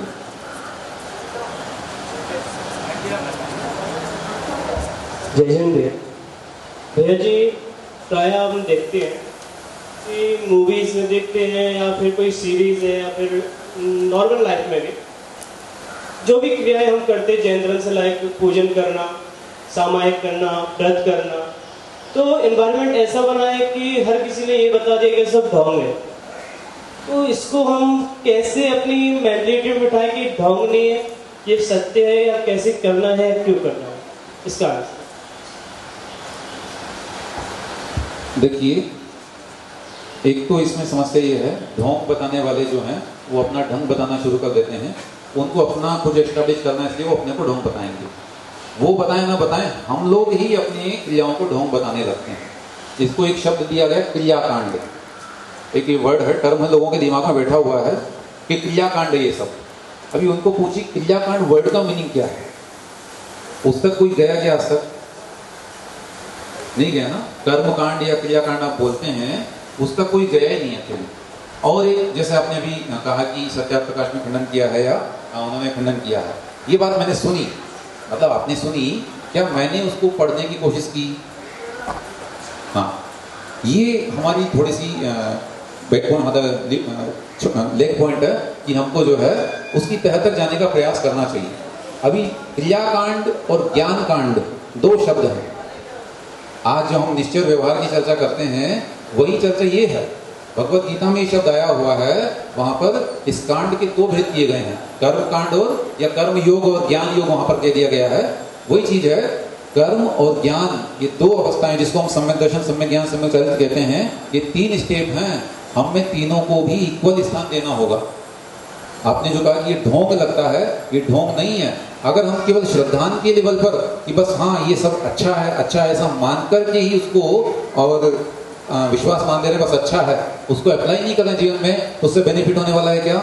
नहीं होने वाला है। ये क्रियाएं अच्छी है, जैन धर्म अच्छा है, सबसे अच्छा जैन धर्म है, ऐसा मानने से नहीं होगा, उसको करना पड़ेगा। अब अप्लाई करेंगे कैसे? यही क्रियाएं करनी पड़ेंगी आपको। सामायिक है, मंदिर आना है, दर्शन है, पूजन है, स्वाध्याय है, तीर्थ यात्रा, ये जो भी क्रियाएं हैं वो करनी होंगी, तभी हमारे जीवन में वो प्रवेश होगा। उसमें पूजा में रोज बोलते हैं हम लोग कि मैं ये पूजा क्यों कर रहा हूँ? अपने विचारों को शुद्ध बनाने के लिए। ये निमित्त है, ये कारण है। तो ये बात हमें समझनी है, ये ढोंग नहीं है, ये हमारे मीडियम है धर्म को पाने के। ये धर्म नहीं है, धर्म को पाने का मीडियम है ये। इस मीडियम से हम धर्म पा सकते हैं, और मीडियम का अपना महत्व है। विदाउट मीडियम हम, जैसे मोशन, मीडियम ऑफ मोशन अगर है तो उसके बिना हम नहीं कर सकते हैं मोशन।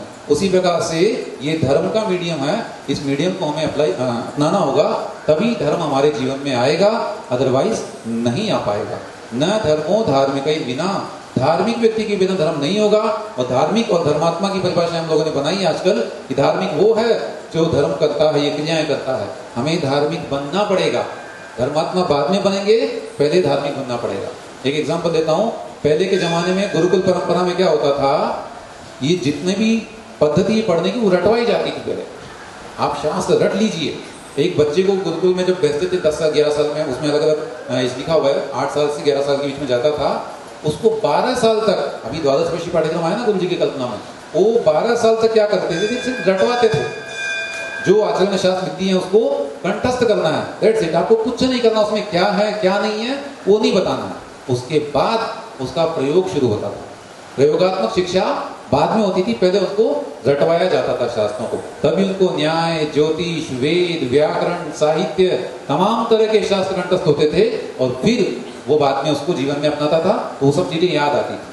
अभी क्या कर रहा है कि रोटन करके हटा दिया कि रटना नहीं, उसको अलग कर दिया गया है। सिर्फ कॉन्सेप्ट को समझिए, अलग हो जाइए। अभी वो कॉन्सेप्ट ही भूल गया दिमाग से तो कोई मीनिंग नहीं है। ऐसे ही ये क्रियाएं जो आपने कहा कि ढोंग लगती हैं, ये ढोंग नहीं है, इनको हमें हैबिट बनाना पड़ेगा।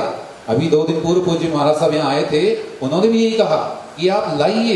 ये थोड़ा सा प्रेशर आपको लग रहा है कि मैं उसको, हम लोगों को ऐसा लगता है कि लिबर्टी पूर्वक ही होना चाहिए, बच्चे को खुद डिसीजन लेना चाहिए कि ये धर्म करना है कि नहीं करना है। नहीं, इतनी लिबर्टी मत दीजिए, उसको हैबिचुअल बनाइए।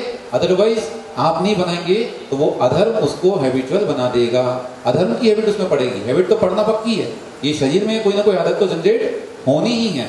अभी करनी क्या है वो हम पर डिपेंड करता है। तो हमें, आप लोग पढ़ने जाते हैं तो पढ़ाई अच्छी लगती है कि किसी को? स्कूल जाते हैं, स्कूल जाना रोज अच्छा लगता है कि छुट्टी अच्छी लगती है? बताओ। हॉलीडे जाते हैं तो बड़ा अच्छा लगता है हम लोगों को, लेकिन जाने की नहीं चाह रहे हैं, स्कूल जाने के लिए जा रहे हैं, उनको भेजने ही नहीं भेज रहे हम लोग, बराबर भेजते हैं बिल्कुल, चाहे वो रोए गाए कुछ भी करे, उसको हम स्कूल भेजते हैं। उसमें फीस का भी मैटर, कितनी महंगी फीस हम कर रहे हैं, ये कर रहे हैं, एक मेंटलिटी आती है हमारी वो फीस यहाँ भी अप्लाई करिए ना आप इतना डोनेशन देते हैं, इतना मंदिर खड़ा किया आपने, ये सारी व्यवस्था बनाई है, ये कॉस्ट आपने जो पे की, इसका रिजल्ट क्या मिला आपको? स्कूल को फीस कर रहे हैं पे, तो आप भेज रहे हैं कि नहीं मेरे को बराबर बच्चे को भेजना ही भेजना, वरना फीस पेमेंट करना बेकार। अभी इतना डोनेट किया आपने, पूर्वजों ने किया, ये संपत्ति खड़ी की, उसका पोस्टिंग कौन निकालेगा? ये बच्चे ही निकालेंगे। इनको भेजना जरूरी है, वो हैबिट्स बनाना जरूरी है। तो मैं समझता हूँ कि वो ढोंग नहीं मानेंगे। एक बार उनके अंदर अगर आदत आई, तो अगर वो लॉजिकली आपसे पूछते हैं तो फिर आप उनको लॉजिक बताइए कि इसके पीछे कारण क्या है। ठीक है, तो इस सभा को हम लोग यहीं पर विराम देते हैं और उम्मीद करता हूँ कि एक मिनट कुछ पूछेंगे प्लीज, माइक ले लीजिए। हेलो, जय हिंद। जय हिंद। मेरे ख्याल से मंदिर का निर्माण या पंच कल्याण महोत्सव जो होता है, उसमें जो प्राथमिक वैल्यू देते हैं बोली के आधार पर देते हैं। जैसे आपने बोला कि कर्म से जैन बनिए, अब बहुत से लोग कर्म से जैन नहीं है, लेकिन वो पैसे की बोली लेके अपना जो सौधर्मेंद्र बनना, भगवान के माता पिता बनना, और एक आदमी एक तरफ वो धर्म करता है, वो सच्चे कर्म से जैन है पर उस पर पैसा नहीं है, तो अपने धर्म में क्या पैसे की वैल्यू बहुत ज़्यादा बताइए, तो इस प्रकार उनको मौका नहीं मिलता है और आगे पैसे की बोली लेके जो मौका पा लेते हैं। आप बात कीजिए थोड़ा सा। चाणक्य का नाम सुना आपने? जी। चलिए, अच्छी बात है। चाणक्य ने कौन सा शास्त्र लिखा है? ये इसकी जानकारी नहीं है। अर्थशास्त्र लिखा है। आज जो इकोनॉमिक चल रही है ना, उसका बेसिक है चाणक्य का एक अर्थशास्त्र, कौटिल्य भी उसको बोलते हैं। उस अर्थशास्त्र का पढ़ेंगे, उसमें पहला एक सूत्र लिखा हुआ है। क्या लिखा उन्होंने? सुखस्य मूलम अर्थः, अर्थस्य मूलम सुखस्य मूलम धर्मः, धर्मस्य मूलम अर्थः, अर्थस्य मूलम राज्यम, राज्यस्य मूलम, और फिर उसमें राजा इत्यादि उन्होंने सिद्ध किया है। मीनिंग बताता हूं इसको आपका। उन्होंने लिखा है कि सुख का मूल धर्म है। सुख कहां से मिलेगा आदमी को? धर्म से। धर्म का मूल अर्थ है, धन है, उसके बिना धर्म नहीं बन सकता है। और अर्थ का मूल क्या है? फिर राज्य की व्यवस्था जो पूरी बनाई गई है वो अर्थ का मूल। एक राजा पूरी व्यवस्था जनरेट करता है, तब धन पैदा होता है, उस धन से धर्म पैदा होता है। धनात् धर्मः ततः सुखम, वो लिखा उन्होंने कि धन से धर्म होगा, धर्म से सुख होगा। पूरी व्यवस्था बताइए हमारे जनागम में। आप एक शास्त्र पढ़ेंगे पद्मनंदी पंचविंशति, उसमें दानाधिकार लिखा हुआ है, इतना गजब लिखा हुआ है, उसको पढ़िए। अगर ये डोनेशन का सिस्टम जो है, धन का जो सिस्टम है, ये नहीं होगा तो हमारे मुनियों का मोक्ष मार्ग भी संचालित नहीं हो सकता है। अभी आप धन से आहार नहीं बनाएंगे, नहीं कमाएंगे, ये जो इकोनॉमिक जनरेट नहीं होगी, तो हम लोग भूखा नहीं मरेंगे। मतलब ये कैसा पेट भर पाएगा हमारा? नहीं भर पाएगा। अभी लॉकडाउन आया बीच में, तो हम लोग गवर्नमेंट एम्प्लॉई हैं, हम लोगों को एलटीसी होती है। एलटीसी का मतलब उनको ट्रेवल कंसेशन मिलता है। गवर्नमेंट ने एक डिसीजन लिया कि लॉकडाउन की वजह से इकोनॉमिक में जो रुपये का रन था वो कम हो गया था, तो उन्होंने क्या किया, हमको एक छूट दिया। क्या छूट दी? कि एलटीसी का जो पैसा ट्रेवल करने को आपको मिलना था, वो अभी ट्रेवल तो कर नहीं सकते कोविड टाइम में। आप एक काम कीजिए, सामान खरीदिए मार्केट से, उस पर कुछ 27% जीएसटी पे कीजिए, उतना होना चाहिए, हम आपको वो ट्रेवलिंग का अलाउंस देंगे। क्यों किया उन्होंने? ताकि अर्थचक्र घूमता रहे और राज्य की व्यवस्था चलती रहे। इसको थोड़ा और एक्सपीरियंस कीजिए। क्वेश्चन आपने उठाया, अच्छी बात है कि धनवानों को महत्व दिखाई देता है, लेकिन उसका जो आफ्टर इफेक्ट्स होने वाला है, ये धर्म धन के आधार पर नहीं बनेगा। आपकी भावना तो मैं समझ रहा हूँ, आप कहना चाह रहे हैं कि एक धर्मात्मा को हमने वहां स्थान नहीं दिया, देते हैं, उसको भी स्थान देते हैं, लेकिन उसका अपना अलग टाइम है, उसका अपना अलग स्टेज है, उसका अपना अलग अवसर है। अगर धन को महत्व नहीं देंगे तो धर्म चलने वाला नहीं है। पूर्व काल में जितने मंदिर बने, जितनी बड़ी बड़ी संस्थाएं बनी, वो सब राजाओं के द्वारा बनी है, और वो सब किससे बनी है? मनी से बनी है, धन से बनी है। आज जैसे हम किसी गुरुद्वारे में जाते हैं, वहाँ हम देखते हैं कोई भी अपना जैसे कि बड़े अच्छे जो संचालित कर रहे हैं पूरी दुनिया के अंदर, और खाना जो लंगर सेवा भी उनकी चलती है, लेकिन वहाँ तो कोई अपना नाम नहीं करता। जैसे ट्रक की ट्रक अनाज भिजवाता है कि फलाने ने भिजवाया, फिर भी बिना नाम के वो मैनेजमेंट कर रहा है। दान देने वाला तो गुप्त दान भी दे सकता है ना। यस, आपका बेसिक क्वेश्चन अभी आ गया नाम पे। धन को हमने पहले क्वेरी किया था। धन को तो आप समझ गए हैं कि धन को, वो जो अगर लंगर भी चला रहे हैं कोई XYZ, वो लंगर कहाँ से चल रहा है? मनी से चल रहा है ना। उनका भी डिवोशन है। लेकिन वहाँ तो कोई नाम नहीं लेता कि मैंने 2 ट्रक गेहूँ भिजवाया, 1 साल का वो ट्रक भिजवाया। वहाँ तो बिना नाम के सब पूरी हार की जो लोगों की भी व्यवस्था कर रहे हैं वो तो बहुत अच्छी बात है। हमारे पास में डेटा कंप्लीट नहीं होता कई बार, हमको जो आ रहा है व्हाट्सएप या जो भी इंफॉर्मेशन हमारे पास में आ रही है, अभी उनके ग्रुप में आप जुड़कर देखिएगा, वहाँ भी बराबर ऊपर नीचे मिलेगा आपको कौन नेता है पूरे गुरुद्वारे में, कौन राजनेता बनेगा, सारी पॉलिटिक्स वगैरह सब उधर भी होता है। उसी की बात नहीं कर रहा मैं गुरुद्वारे की, कोई भी संस्था हो सकती है, कोई भी धर्म हो सकता है, सब जगह अपवाद और अच्छी बातें पाई जाती हैं। मैं एक छोटी सी बात बोलना चाहूँगा, प्लीज बैठिए, कि मैं कभी सोचता था कि बाहर हम लोग जाना शुरू किए प्रवचन करने के लिए, जाकर के MP गए, UP गए, गुजरात भी जाना हुआ, महाराष्ट्र में भी हैं, वहाँ जाकर के देखा कि मैंने परिवेश तो सब जगह वैसा ही है, लोग सब जगह वैसे ही हैं, सब जगह वही बातें आती हैं, समाज में इस तरह के लोग हैं, इस तरह के नेता हैं, वो ऐसा है वो वैसा है, सब जगह इक्वलिटी है। इस बात को मैंने अप्लाई करा अपने ऑफिस में या अपने अन्य नॉन जेन मित्रों में भी, वहां पर भी ये चीजें होती है। उनका फॉर्मेट दूसरा हो सकता है, इसलिए प्लीज उसको पॉजिटिव वे में लेना सीखिए। उसके पॉजिटिव पॉइंट्स क्या हैं उसको आप निकाल के देखिए, आपको लगेगा कि ये गलत नहीं है, हम इसके खिलाफ नहीं है। हो सकता है कि मुझे भी कभी ये लगता रहा हो कि मेरे पास पैसा नहीं है इसलिए मैं आगे नहीं हूं, लेकिन आज मुझे समझ में आ गया है कि नहीं, वो होना जरूरी है, मेरा वहां होना जरूरी नहीं। और कोई प्लीज?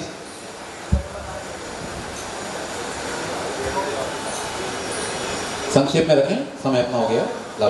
जय जिनेंद्र सभी को। मेरा ये क्वेश्चन है कि जो आज की यंग जनरेशन है उनको अपना जैन धर्म का वास्तविक धर्म पता ही नहीं है और ज्ञान ही नहीं है कुछ भी, इसलिए वो दूसरी जगह भटक रहे हैं और दूसरी जगह जा रहे हैं। यदि उनको एक्चुअल और उनको इस चीज का जैन धर्म का नॉलेज कैसे हो, हर यंग जनरेशन को किस तरह से नॉलेज हो? समझ गया। आप बुरा नहीं माने तो आपसे पूछूं? हाँ। मैं कुछ क्वेरी करने वाला हूँ। आपके बच्चे को आप मंदिर लाए हैं अभी? हाँ। कहाँ है? यहाँ है, वेरी गुड। कौन है भैया? अभी अभी आए हैं आप, कहाँ थे अभी तक? बहुत देर से दिखे नहीं मुझे आप। चलिए, आपको लाए, बहुत अच्छी बात है। तो ये शुरुआत जो आपने की है ये हमें करनी होगी। अभी हम दूसरों पर प्रश्न उठा सकते हैं, लेकिन शुरुआत मेरे बच्चे रोज जाते हैं मंदिर, देखिए मंदिर जाने से धर्म का कहाँ से ज्ञान होगा उनको? ओनली मंदिर जाने से नहीं होगा ना। वहाँ क्लास लगवाइए ना, पंडित जी आपके पास में हैं, उनको क्लास में जैसे उनके हिसाब से जो अपना मिलना चाहिए कि एक छोटे बच्चे आते हैं या भी गुजराती में आते हैं, ये छोटे बच्चों को है, उनके हिसाब से उनको जो नॉलेज मिलना चाहिए, उनके हिसाब के जो पंडित होने चाहिए वो अवेलेबल ही नहीं है यहाँ पे। अभी इसके लिए श्रवण संस्कृति संस्थान का मैं जिक्र करना चाहूँगा। वहाँ पर हम लोगों ने व्यवस्था की है, ये जो आ रही बातें 12 वर्षीय पाठ्यक्रम में भी ये बातें आई हम लोगों के सामने कि आप ऑनलाइन जो चला रहे हैं वो ऐसे हो कि ये जनरेशन आप उसको एकदम आपको उससे जुड़ना होगा थोड़ा सा, बस इतना कि निमित्त को ढूंढिए, निमित्त चल के आपके पास आएगा। अभी श्रवण संस्कृत संस्थान आया है आपके पास, मैं आपको ये कहना चाह रहा हूँ यहाँ से कि वहाँ व्यवस्था कल्पित की गई है। पहले ऑनलाइन क्लासेस चलाई गई, ऑनलाइन के साथ में लाइव चलाई गई, रिकॉर्डेड भी चलाई गई, जूम पर भी चलाई गई। अब नया एक्सपेरिमेंट वो कर रहे हैं कि आप लोग 4-5 लोग मिलकर के भी अपनी VIP क्लास उसको बताओ ना, कैसे या सेपरेट क्लास लेना चाहते हैं अपने इंडिविजुअली कि मुझे ये टाइम शूट कर रहा है, मेरे को सुबह कॉलेज जाना होता है, मेरा ये ऑफिस है, प्लीज आप इंडिविजुअली भी 2-3 लोग मिलकर के 4 लोग मिलकर के हमको बताइए आपकी डिमांड कि हमको ये पढ़ना है, इस स्टैंडर्ड का पढ़ना है, हमारे पास में सारी सुविधाएं उपलब्ध हैं, सारे तरह के पंडित जी उपलब्ध हैं, वो आपको बताएंगे और पढ़ाएंगे। बस आपको उसको जो है, नहीं तो ऐसे हो सकता है कि हर जगह एक पंडित हो और वो जैसे हफ्ते में एक दिन ही यदि क्लास लेते हो बच्चों की, ले रहे हैं तो उससे भी बहुत फर्क पड़ेगा। प्रशांत भैया यहाँ पर क्लास लेते हैं, भाईंदर में शायद वो बता रहे थे मुझे, यहाँ पर भी कोई एक दीदी हैं, संध्या दीदी का नाम बता रहे थे मुझे अभी कोई, वो कक्षा लेती हैं। हर जगह निमित्त हैं, ढूंढिए उनको आप, और आपकी व्यक्तिगत रूप से आप चाहते हैं आप अभी संपर्क कीजिएगा, हम आपको बताएंगे कि कौन सा लिंक है, सारा वहां से आपको प्रोवाइड की जाएगी व्यवस्था। जैन धर्म सीखने के लिए आप तैयार रहिए, सिखाने के लिए श्रवण संस्कृति संस्थान पूरी तरह कटिबद्ध है। पिछले 25 साल में पूज्य गुरुदेव ने और आप लोगों के उसी मनी की जिसकी बात कर रहे हैं, उसी मनी ने हम लोगों को ये तैयार किया है, उसी भावना के साथ हम लोग यहाँ पर तत्पर हैं। अभी हम भी टाइम निकाल करके, आज चर्चा चल रही थी, आप गवर्नमेंट एम्प्लॉई हैं, इतना छुट्टी मिली क्या? नहीं मिली, नहीं मिली, वो मैंने मैनेज किया कैसे भी करके। ये संकल्प हम लोगों का है 10 लक्षण धर्म में, उसके अलावा गर्मी की छुट्टियों में शिविर करने जरूर जाएंगे, चाहे कोई भी हमारे काम हो वो हमको करना है। ये जितनी व्यवस्था आपके सामने है, 22 भैया जी लोग आए हैं, इनके अपने एक्सक्यूजेज हो सकते हैं, इनके अपने बहाने हो सकते हैं घर में, इनके भी गृहस्थी है, काम होंगे, इनके भी अपने कोर्सेज में पढ़ाई है, लिखाई है, लेकिन फिर भी ये सब आ रहे हैं। डेफिनेटली आप मान के चलिए शुरुआत हो चुकी है, आप लोग उनको बस याद कीजिए। और तो ऐसा भी तो हो रहा है, जैसे बॉम्बे समाज में भी काफी जो पिक्चर्स वगैरह चलती है, लड़के लोग यंग जनरेशन ज्यादा पिक्चर देखते हैं, मूवीज देखते हैं, तो मूवी ऐसा संदेश का, मूवी के संदेश को ये लोग बहुत पिकअप करते हैं जल्दी से। तो जो पिक्चर है मोस्टली अपनी धार्मिक बने तो उससे बहुत फर्क पड़ेगा। जैसे वो बाहुबली वाली थी, वैसे ही जैसे सूरज जी बढ़ जाते हैं वगैरह है, यहाँ पे उनको बोले कुछ आप जैन धर्म के मूल सिद्धांतों को उसमें डालें और वो इतनी अच्छी बनाई पिक्चर की ये लोग देखें, उससे भी बहुत फर्क पड़ सकता है। इस पर भी काम हुआ है। प्रामाणिक समूह एक है पूज्य प्रमाण सागर जी महाराज साहब का, उन्होंने इस पर काफी काम किया है। लगभग 100+ वीडियोस उनके जो हैं अवेलेबल हैं, पिक्चर्स जो हैं उस फॉर्म में अवेलेबल है बच्चों के लिए। आप उनको, बस हमको ये ध्यान नहीं है कि वो है, उसको भी उपयोग करना सीखिए, लाइए सामने, बच्चों को दिखाइए, अपने पास बिठा करके उसको सामने दिखाइए, वो देखेगा तो सामने सीखेगा। वो चीज़ें हैं, सारी अवेलेबल भी हैं और होना चाहिए, वो भी सही बात है, होएंगी। जब हम इनका उपयोग करेंगे तो और नई चीज़ें हमारे सामने आएंगी। चलिए, बहुत अच्छी बात, आप लोगों ने समय दिया और ये बातें हम लोगों ने शेयर की। निश्चित रूप से ये बातें सुन करके हमारे मन में संस्कार बनेंगे। हाँ, प्रशांत भैया प्लीज। ओम नमः सिद्धेभ्य। देखिए, सर ने अभी बताया सारी सुविधाएं श्रमण संस्कृति संस्थान प्रोवाइड करवा रहा है, और जो बच्चों की वीडियोस हैं, ग्राफिक्स वीडियोस हैं, इस बार यहाँ श्रमण संस्कृति श्रावक संस्कार शिविर मीरा रोड में भी हमने ग्राफिक्स वीडियो के माध्यम से छोटे छोटे बच्चों को जोड़ने का प्रयास किया, जो प्रमाणिक समूह के द्वारा और अन्य भी जो समूह के द्वारा प्रोवाइड कराई गई है, जो बनाई गई, वो यूट्यूब लिंक पे भी आपको आसानी से अवेलेबल हो जाएंगी। और भी मूवीज संस्थान के द्वारा भी और प्रमाणिक समूह के द्वारा भी आपके समक्ष लाई जा रही है। और दीदी ने एक और पाठशाला की बात रखी थी, तो पाठशाला ऐसा नहीं कि पाठशालाएं सभी जगह चल रही है, भाईंदर में तो काफी अच्छी तरीके से चलती है आपके यहाँ पे भी।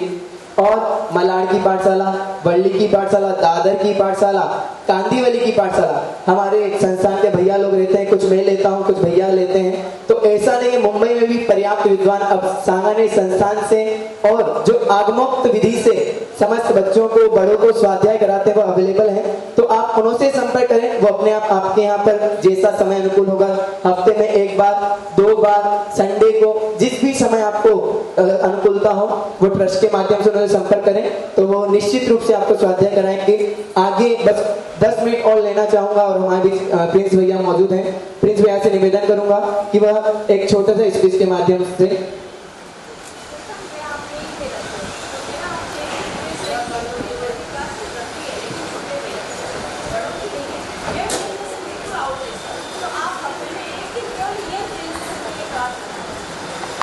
यंग जनरेशन के बिल्लू में आप मुझसे निवेदन कर रहे हैं, पर मैं कोशिश करता हूं, परंतु आपके यहाँ पे एक विद्वान निश्चित रूप से आएगा, यह मैं आपको आश्वासन देता हूं। अब चाहे मैं आऊं या फिर और कोई भी आए, यह आपके यहाँ पे स्वाध्याय निरंतर रूप से होगा, यह हमारा आश्वासन है। चलिए, प्लीज भैया से मैं निवेदन करूंगा, बस एक 10 मिनट के माध्यम से आपको मोटिवेशनल स्पीच। देखिए, सभी के लिए यहाँ पे नाश्ते की व्यवस्था की गई है, तो सभी नाश्ता करके ही जाएं। और उसके तदुपरांत हमारा 1 बजे से पुनः सम्मान समारोह और गिफ्ट डिस्ट्रीब्यूशन का हमारा कार्यक्रम है, तो उसमें भी सभी को सम्मिलित होना है, तो समय पर सभी पधारें। सभी को सादर जय जय। अभी बहुत अच्छा ये सत्र हमारे बीच गुजरा और आदरणीय सर जी ने बहुत अच्छे से बहुत सारे विषयों पर हमें प्रकाश डाला। अभी मैं भोपाल में था, वहाँ परम पूज्य मुनि श्री निर्दोष सागर महाराज का संघ विराजमान था, और उनके सम्मुख जब हम लोग थे तो उनसे निवेदन किया, महाराज जी हम लोग इस बार शिविर लगाने जा रहे हैं, संपूर्ण भोपाल में लगाया और भी मुंबई में लगाया। तो महाराज जी ने कहा, वो कहने लगे देखो आज की आवश्यकता क्या है, उसको देख करके आपको वहाँ पर जाकर के बात रखनी है। मैंने कहा महाराज जी कुछ सूत्र रूप में अपनी बात प्रस्तुत कीजिए। तो महाराज जी ने मुझे कुछ सूत्र दिए, मैं उनको आपके सम्मुख रखता हूँ। उन्होंने कहा, आज वर्तमान परिवेश में हमारी समाज के सारे बालक, अधिक से अधिक बालक, उनको व्यसन मुक्त करना है। बालकों को व्यसन मुक्त, बालिकाओं को फैशन मुक्त, और उन बालक बालिकाओं के जो पेरेंट्स हैं ना, उनको टेंशन मुक्त। ये 3 सूत्र उन्होंने दिए। यदि आप अपने शिविर के माध्यम से बालकों को क्या व्यसन मुक्त कर दें, बालिकाओं को फैशन मुक्त कर दें और माता पिता जो इन दोनों की टेंशन में लगे हुए हैं वो हो जाए तो बहुत अच्छा होगा। अब ये क्या कारण है, किस कारण से हमारे समाज के सारे युवाओं क्यों ये गर्त में जा रहे हैं, क्यों पाश्चात्य संस्कृति को अपना रहे हैं, तो इसको समझाने के लिए मैं सिर्फ एक छोटा सा उदाहरण आपके सामने बताऊंगा। एक व्यक्ति था जिसको नेचर से बहुत प्रेम था। वो प्रातःकालीन वेला में भ्रमण कर रहा है और भ्रमण करते हुए वो एक तालाब किनारे जाता है। वो क्या देखता है कि उस तालाब में बहुत सारे कमल लगे हुए हैं, लेकिन सारे के सारे कमल मुरझाए हुए हैं। अब जब वो जैसे ही उन कमलों को देखता है तो उसका मन उदास हो जाता है, क्योंकि प्रकृति से प्रेम जो करता है उसको सारा जो वातावरण है ना वो खिला हुआ अच्छा लगता है। बड़ा परेशान होता है तो वो एनालिसिस करता है कि किस कारण से ये सारे फूल मुरझाए हुए हैं। सबसे पहला वो देखता है ये फूल जो मुरझाए वो क्यों है। पहला कारण क्या हो सकता है कि उस फूल की संगत खराब हो। फूल कहाँ खिलता है कमल का? कीचड़ में खिलता है। तो फूल कीचड़ में तो खिलता है, उसके साथ वाला जो है सारे कमलों के ही साथ तो है ना, कमल के कैक्टस के साथ तो नहीं है। तो देखा सारे के सारे तालाब में सिर्फ कमल ही थे, संगत तो ठीक थी। फिर दूसरा देखा उसका आधार क्या है। आधार जिसके आधार से वो प्रफुल्लित होगा, मतलब उसका कीचड़, उसका उत्पत्ति स्थान बोले कीचड़ भी है और उसका सपोर्ट सिस्टम भी बढ़िया है। थर्ड क्या है? थर्ड था उसका सोर्स, ऊर्जा स्रोत क्या है उसका, जिस कारण से वो कमल विकसित नहीं हुआ।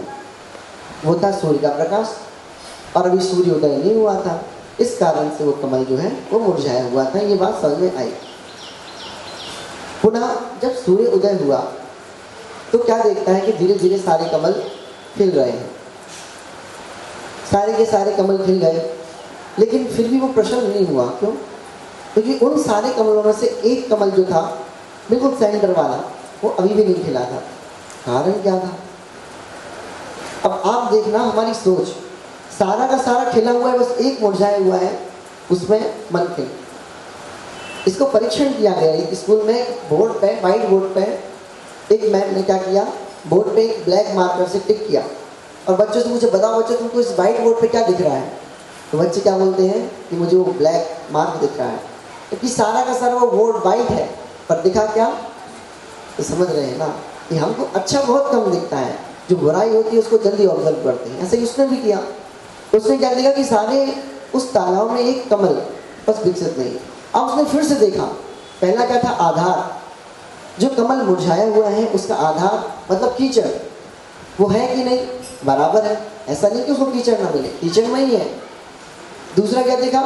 संगति। उसकी संगति क्या सही है कि नहीं है? बिल्कुल सही है। तीसरा जो सूर्य का प्रकाश, उसका सोर्स है, उसको जिससे एनर्जी मिल रही है वो बराबर मिल रही कि नहीं मिल रही? बराबर मिल रही। अब फिर क्या कारण है कि वो कमल अभी तक नहीं खिला? बताओ। अभी भोपाल गया था, वहां की एक घटना घटी, उसको लेकर मैंने ये बात रखी। भोपाल में पाठशाला रेगुलर चलती थी। वहां पर क्या हुआ सर, वहां पर एक बालिका इतनी इंटेलिजेंट, हर प्रोग्राम में वो पार्टिसिपेट करती, भजन उसको बहुत अच्छे से याद, सारी परीक्षाओं में प्रथम स्थान प्राप्त, लेकिन फिर भी अभी 6 महीने पहले ही वो किसी ऐसे व्यक्ति के साथ भागी जिसके घर में मांसाहार के अलावा कुछ आता नहीं। समझ रहे हो? उसने YouTube से सब कुछ उनकी जो भी होता है ना सारा धर्म सीखा। तो अभी तक तो हम समझते थे कि जिस धर्म का ज्ञान नहीं है वो धर्म कर रहा है, पर मैंने ये देखा कि धर्म करने वाला भी ऐसा क्यों? वो कमल क्यों नहीं खिला? बताओ, आप बताएंगे? सारे कमल खिल गए पर एक नहीं खिला, कारण क्या था? कारण ये था कि उस कमल की नाल टूट गई थी। नाल समझते हो? उसकी जड़, कमल की जो जड़ होती है ना नीचे तक जाती है, वो जड़ टूट गई थी।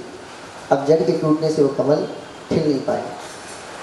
और ये सारी जो प्रक्रिया थी ना वो अंदर ही अंदर हुई थी ना, वो अंदर ही अंदर हुई, जिसको हम कभी समझ ही नहीं पाए कि वो कमल क्यों नहीं खिला। आज हम सभी बहुत सोच लगा रहे हैं कि हम अपने बच्चों को अच्छे संस्कार दें, अच्छे संस्कार दें, लेकिन फिर भी कारण क्या है जो हम पीछे हैं? कारण एक है, आज की माँ जो है वो अपने बच्चे को श्रवण कुमार तो बनाना चाहती है। क्या बनाना चाहती है? श्रवण कुमार। लेकिन अपने पति को कंस बनाना चाहती है। कंस समझते हो कौन है? कंस वो है जिसने अपने माता पिता को कारागार में डाल दिया था। और आज वर्तमान स्थिति यही है, बच्चा कैसा चाहिए? श्रवण कुमार जैसा, लेकिन जो साथी है वो कैसा होना चाहिए? कंस जैसा। माता पिता को बाहर रखो, इस घर में नहीं रहेंगे। और जब घर में बुजुर्ग ही नहीं रहेगा तो संस्कार कहाँ से आएंगे? और जब बच्चों, जो पहले बच्चे सोते थे ना, तो दादा दादी उनको अच्छी अच्छी कहानियाँ सुनाती थी, इनसे इंस्पायर होकर के वो धर्म को ग्रहण करते थे। लेकिन आज कहानी की जगह मोबाइल है, और मोबाइल पे क्या क्या दिखाया जा रहा वो हमको खुद याद है। और ये निरंतर सतत प्रक्रिया चल रही है, जो धीरे धीरे करके करके हमारे बच्चों के अंदर से खोखला बना रही है, और वो आगे आके सामने आता है। आज आप देखिए, कोई भी आप सॉन्ग सुनिए, उस सॉन्ग में कहीं ना कहीं अपने धर्म का डालेंगे। कोई भी मूवी देखिए, वेब सीरीज देखिए, वो कहीं ना कहीं अपने धर्म का आपको बताएंगे। कोई भी धर्म हो, मैं नाम नहीं लूँगा, पर आप लोग बहुत समझदार हैं। आप बाहर जाइए, मार्केट में जाइए, मार्केट में भी वो कैसे कैसे अपना प्रचार करेंगे, और जिससे हमारे बच्चे फंस जाएंगे। अभी एक इंदौर का किस्सा आया। इंदौर में एक बच्चा प्रतिदिन शाम को 5 बार जिम जा रहा था। जिम गया, अब पिता उसका बिजनेसमैन था, पेरेंट्स जो थे वो बिजनेसमैन, एक बिजनेस संभाल रहा है, एक जॉब कर रहे हैं, दोनों को टाइम नहीं।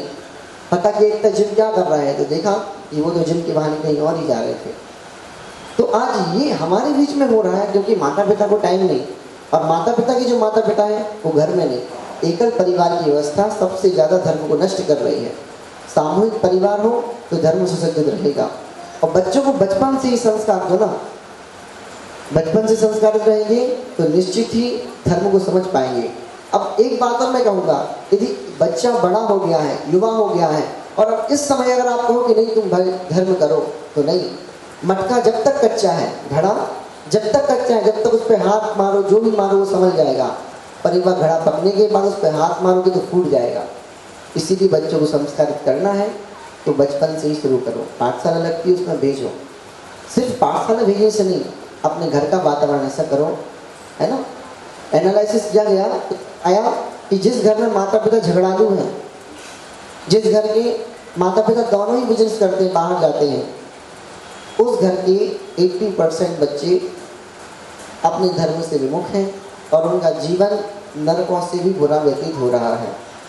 तो इसीलिए सिर्फ इतना ही समझना है कि हमको अपने अंतरंग से धर्म को अपने अंतरंग में उतारना है। जो युवा है वो युवा वर्ग स्वयं धर्म करें और अपने साथ सबको जोड़ें।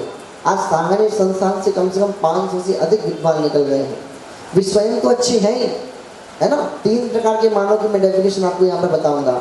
एक निज मानव, सांगानेर से पढ़ने वाला व्यक्ति जो है, महाराष्ट्र कहते सबसे पहले निज मानव तैयार करो। मतलब सांगानेर में एक एक बच्चे को निज मानव बनाया जाए। निज मानव कौन होता है? जो स्वयं संस्कारवान है और जो स्वयं अपने जीवन को अच्छे मार्ग पर ले जा रहा है। आज हमारे सांगानेर से निकले हुए सारे के सारे बच्चे, मैं बड़े गर्व से कहता हूँ कि वो सभी के सभी वेल सेटल्ड हैं और अच्छे से संस्कार को अपने जीवन में उतार रहे हैं। और जब यदि निज मानव का निर्माण अच्छे से हो जाएगा तो निज मानव परिवार मानव का निर्माण करेगा।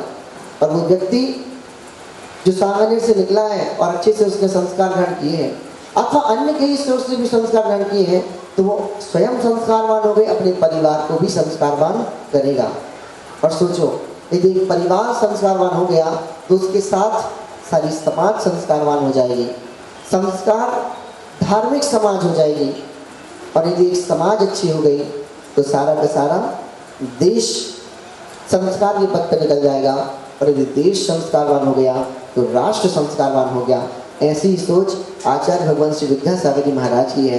वे वास्तविकता में राष्ट्र संत की उपाधि यदि हम देते हैं और वास्तविकता में दिख भी रहे हैं, तो इसी राष्ट्र की भावना को लेकर के जो ये शिविर लगाया गया, ये संस्थान खोला गया, ये आचार्य श्री का जितना भी सब चल रहा है सब राष्ट्र की भावना को लेकर के है।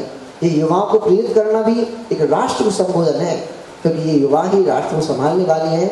मैं विशेष तौर पर पुनः सभी युवाओं से निवेदन करूंगा कि जैसे हम लोग धर्म के मार्ग पर अग्रसर हैं, धर्म की बीजारोपण सब में कर रहे हैं, वैसे ही आप लोग भी धर्म के मार्ग पर चले। सबके लिए नहीं, अपने लिए। जब आप अपने लिए धर्म के मार्ग पर चलेंगे तो निश्चित ही आपका परिवार इससे लाभान्वित होगा, और परिवार यदि अच्छे से लाभान्वित हो गया तो समाज, और समाज से सारा का सारा राष्ट्र लाभान्वित हो जाएगा।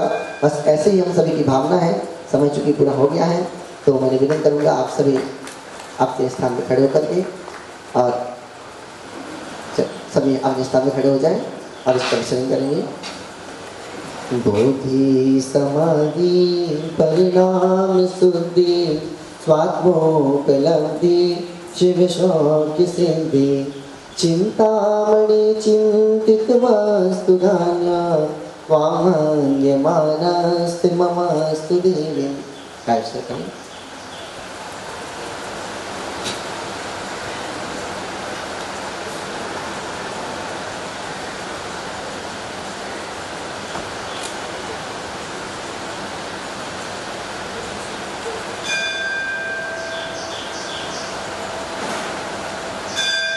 बोले श्री शांतिनाथ भगवान की, आचार्य श्री विद्यासागर महाराज की, कुछ लोगों को सुधार साहिब महाराज की। चलिए सभी महानुभावों का बहुत बहुत आभार कि अपने बिजी शेड्यूल से आप अपना समय निकाल करके यहाँ पर उपस्थित हुए। सभी से निवेदन कि सभी अल्पाहार ग्रहण करके ही जाएं। सभी के लिए अल्पाहार की व्यवस्था पंचायत परिवार की ओर से की गई है।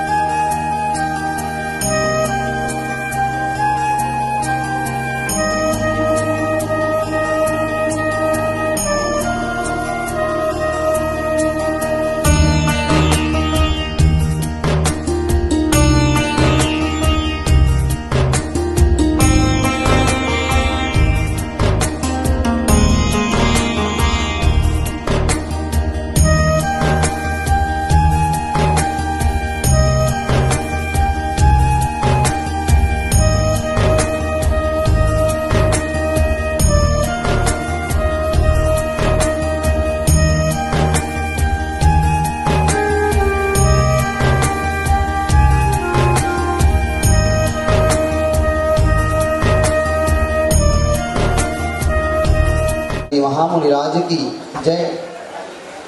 भैया इसको थोड़ा सा बढ़ा दो, वॉल्यूम बढ़ा करके हल्का सा इको डाल दो। हेलो, आगंतुक विद्वानों से विनम्र अनुरोध है, कार्यक्रम स्तर पर शीघ्र आप सभी उपस्थित हो जावे। सकल दिगंबर जैन समाज मीरा रोड एवं सकल दिगंबर जैन समाज मुंबई सभी महानुभावों से विनम्र निवेदन है कि जो भी इस प्रांगण में उपस्थित हो चुके हैं वे शीघ्र इस कार्यक्रम स्थल पर आ जावें। कार्यक्रम कुछ ही क्षणों में प्रारंभ होने जा रहा है। शीघ्र आप सभी आ जावें।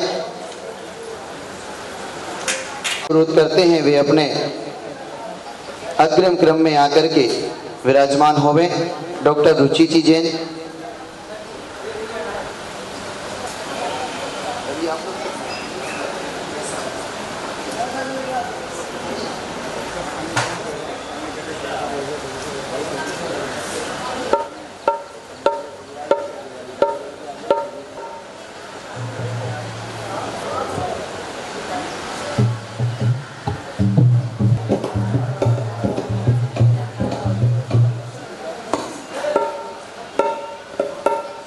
एवं सह संयोजक पंडित श्री प्रतीक जी शास्त्री साहब से अनुरोध है कि वे आकर के मंच पर उपस्थित होवें और इस कार्यक्रम को अति शीघ्र साहब बैठे हुए हैं। आइए कार्यक्रम के प्रारंभ में हम उनसे अनुरोध करते हैं कि वे अपनी सुमधुर वाणी से भजन के माध्यम से हम सभी को प्रसाद करें। भाई पंडित ऋतिक जी साहब श्री भगवान की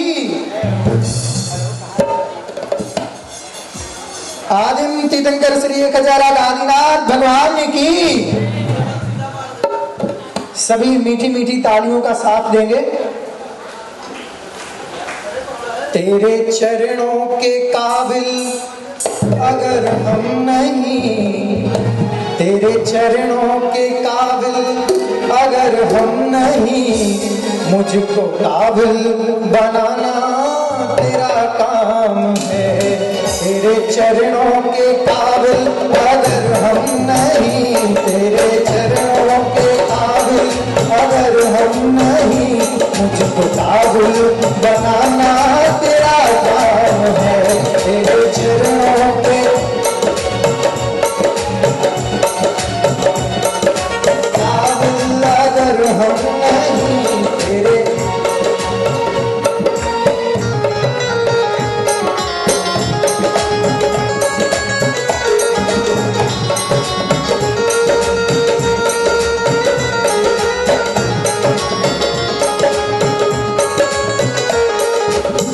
और क्या कहते हैं बाबा, तूने दुनिया रची दुनिया वाले रचे, तूने दुनिया रची दुनिया वाले रचे।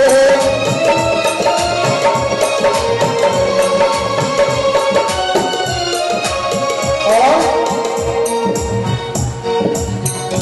तेरी दुनिया के काबिल अगर हम नहीं, तेरी दुनिया के काबिल अगर हम नहीं, मुझको काबिल बनाना तेरा काम है। तेरे चरणों के काबिल अगर हम नहीं, मुझको काबिल बनाना तेरा काम है। तेरे चरणों के काबिल अगर हम नहीं, तेरा काबिल बनाना तेरा काम है। मुझको काबिल बनाना तेरा काम है, मुझको काबिल बनाना तेरा काम है।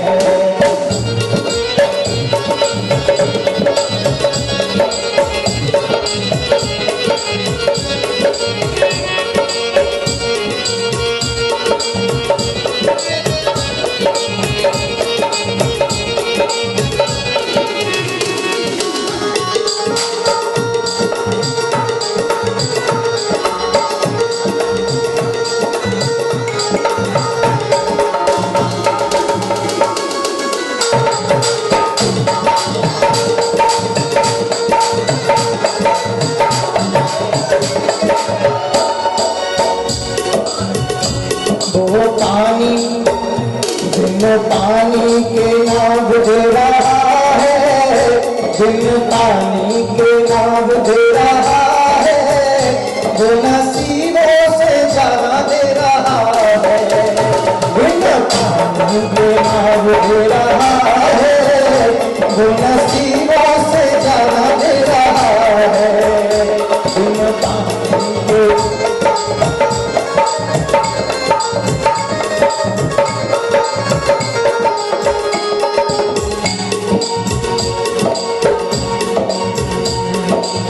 लागी लगन मत तोड़ना हो, लागी लगन मत तोड़ना, प्रभु जी मेरी लागी लगन मत तोड़ना, प्रभु जी मेरी लागी लगन मत तोड़ना, लागी लगन मत तोड़ना हो, लागी लगन मत तोड़ना, प्रभु जी मेरी लागी लगन प्रभु जी मेरी लागी लगन।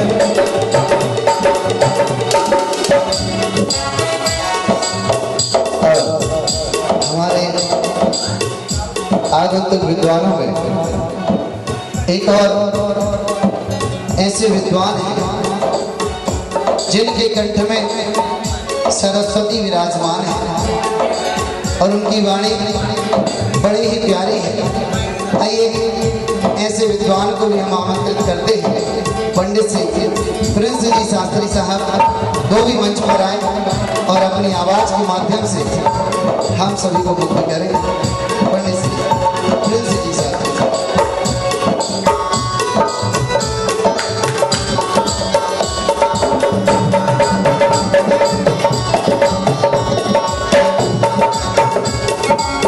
तुम ही तो सेठ मेरे, तुम ही साहूकार हो, तुम ही तो सेठ मेरे, तुम ही साहूकार हो, तुम ही तो सेठ मेरे, तुम ही साहूकार हो, तुम ही तो सेठ मेरे, तुम ही साहूकार हो। ब्याज पे ब्याज मत कौन जहो, ब्याज पे ब्याज मत चलना, प्रभु जी मेरी लाडी लगन मत, प्रभु जी मेरी लाडी लगन मत,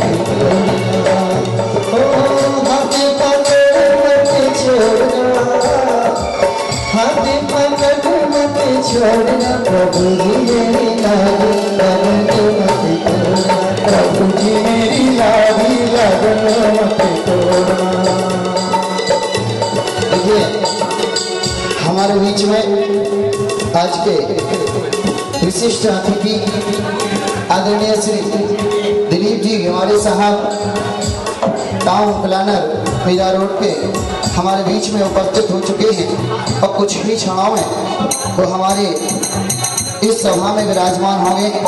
हम उनका भी बहुत अभिनंदन करते हैं, स्वागत करते हैं।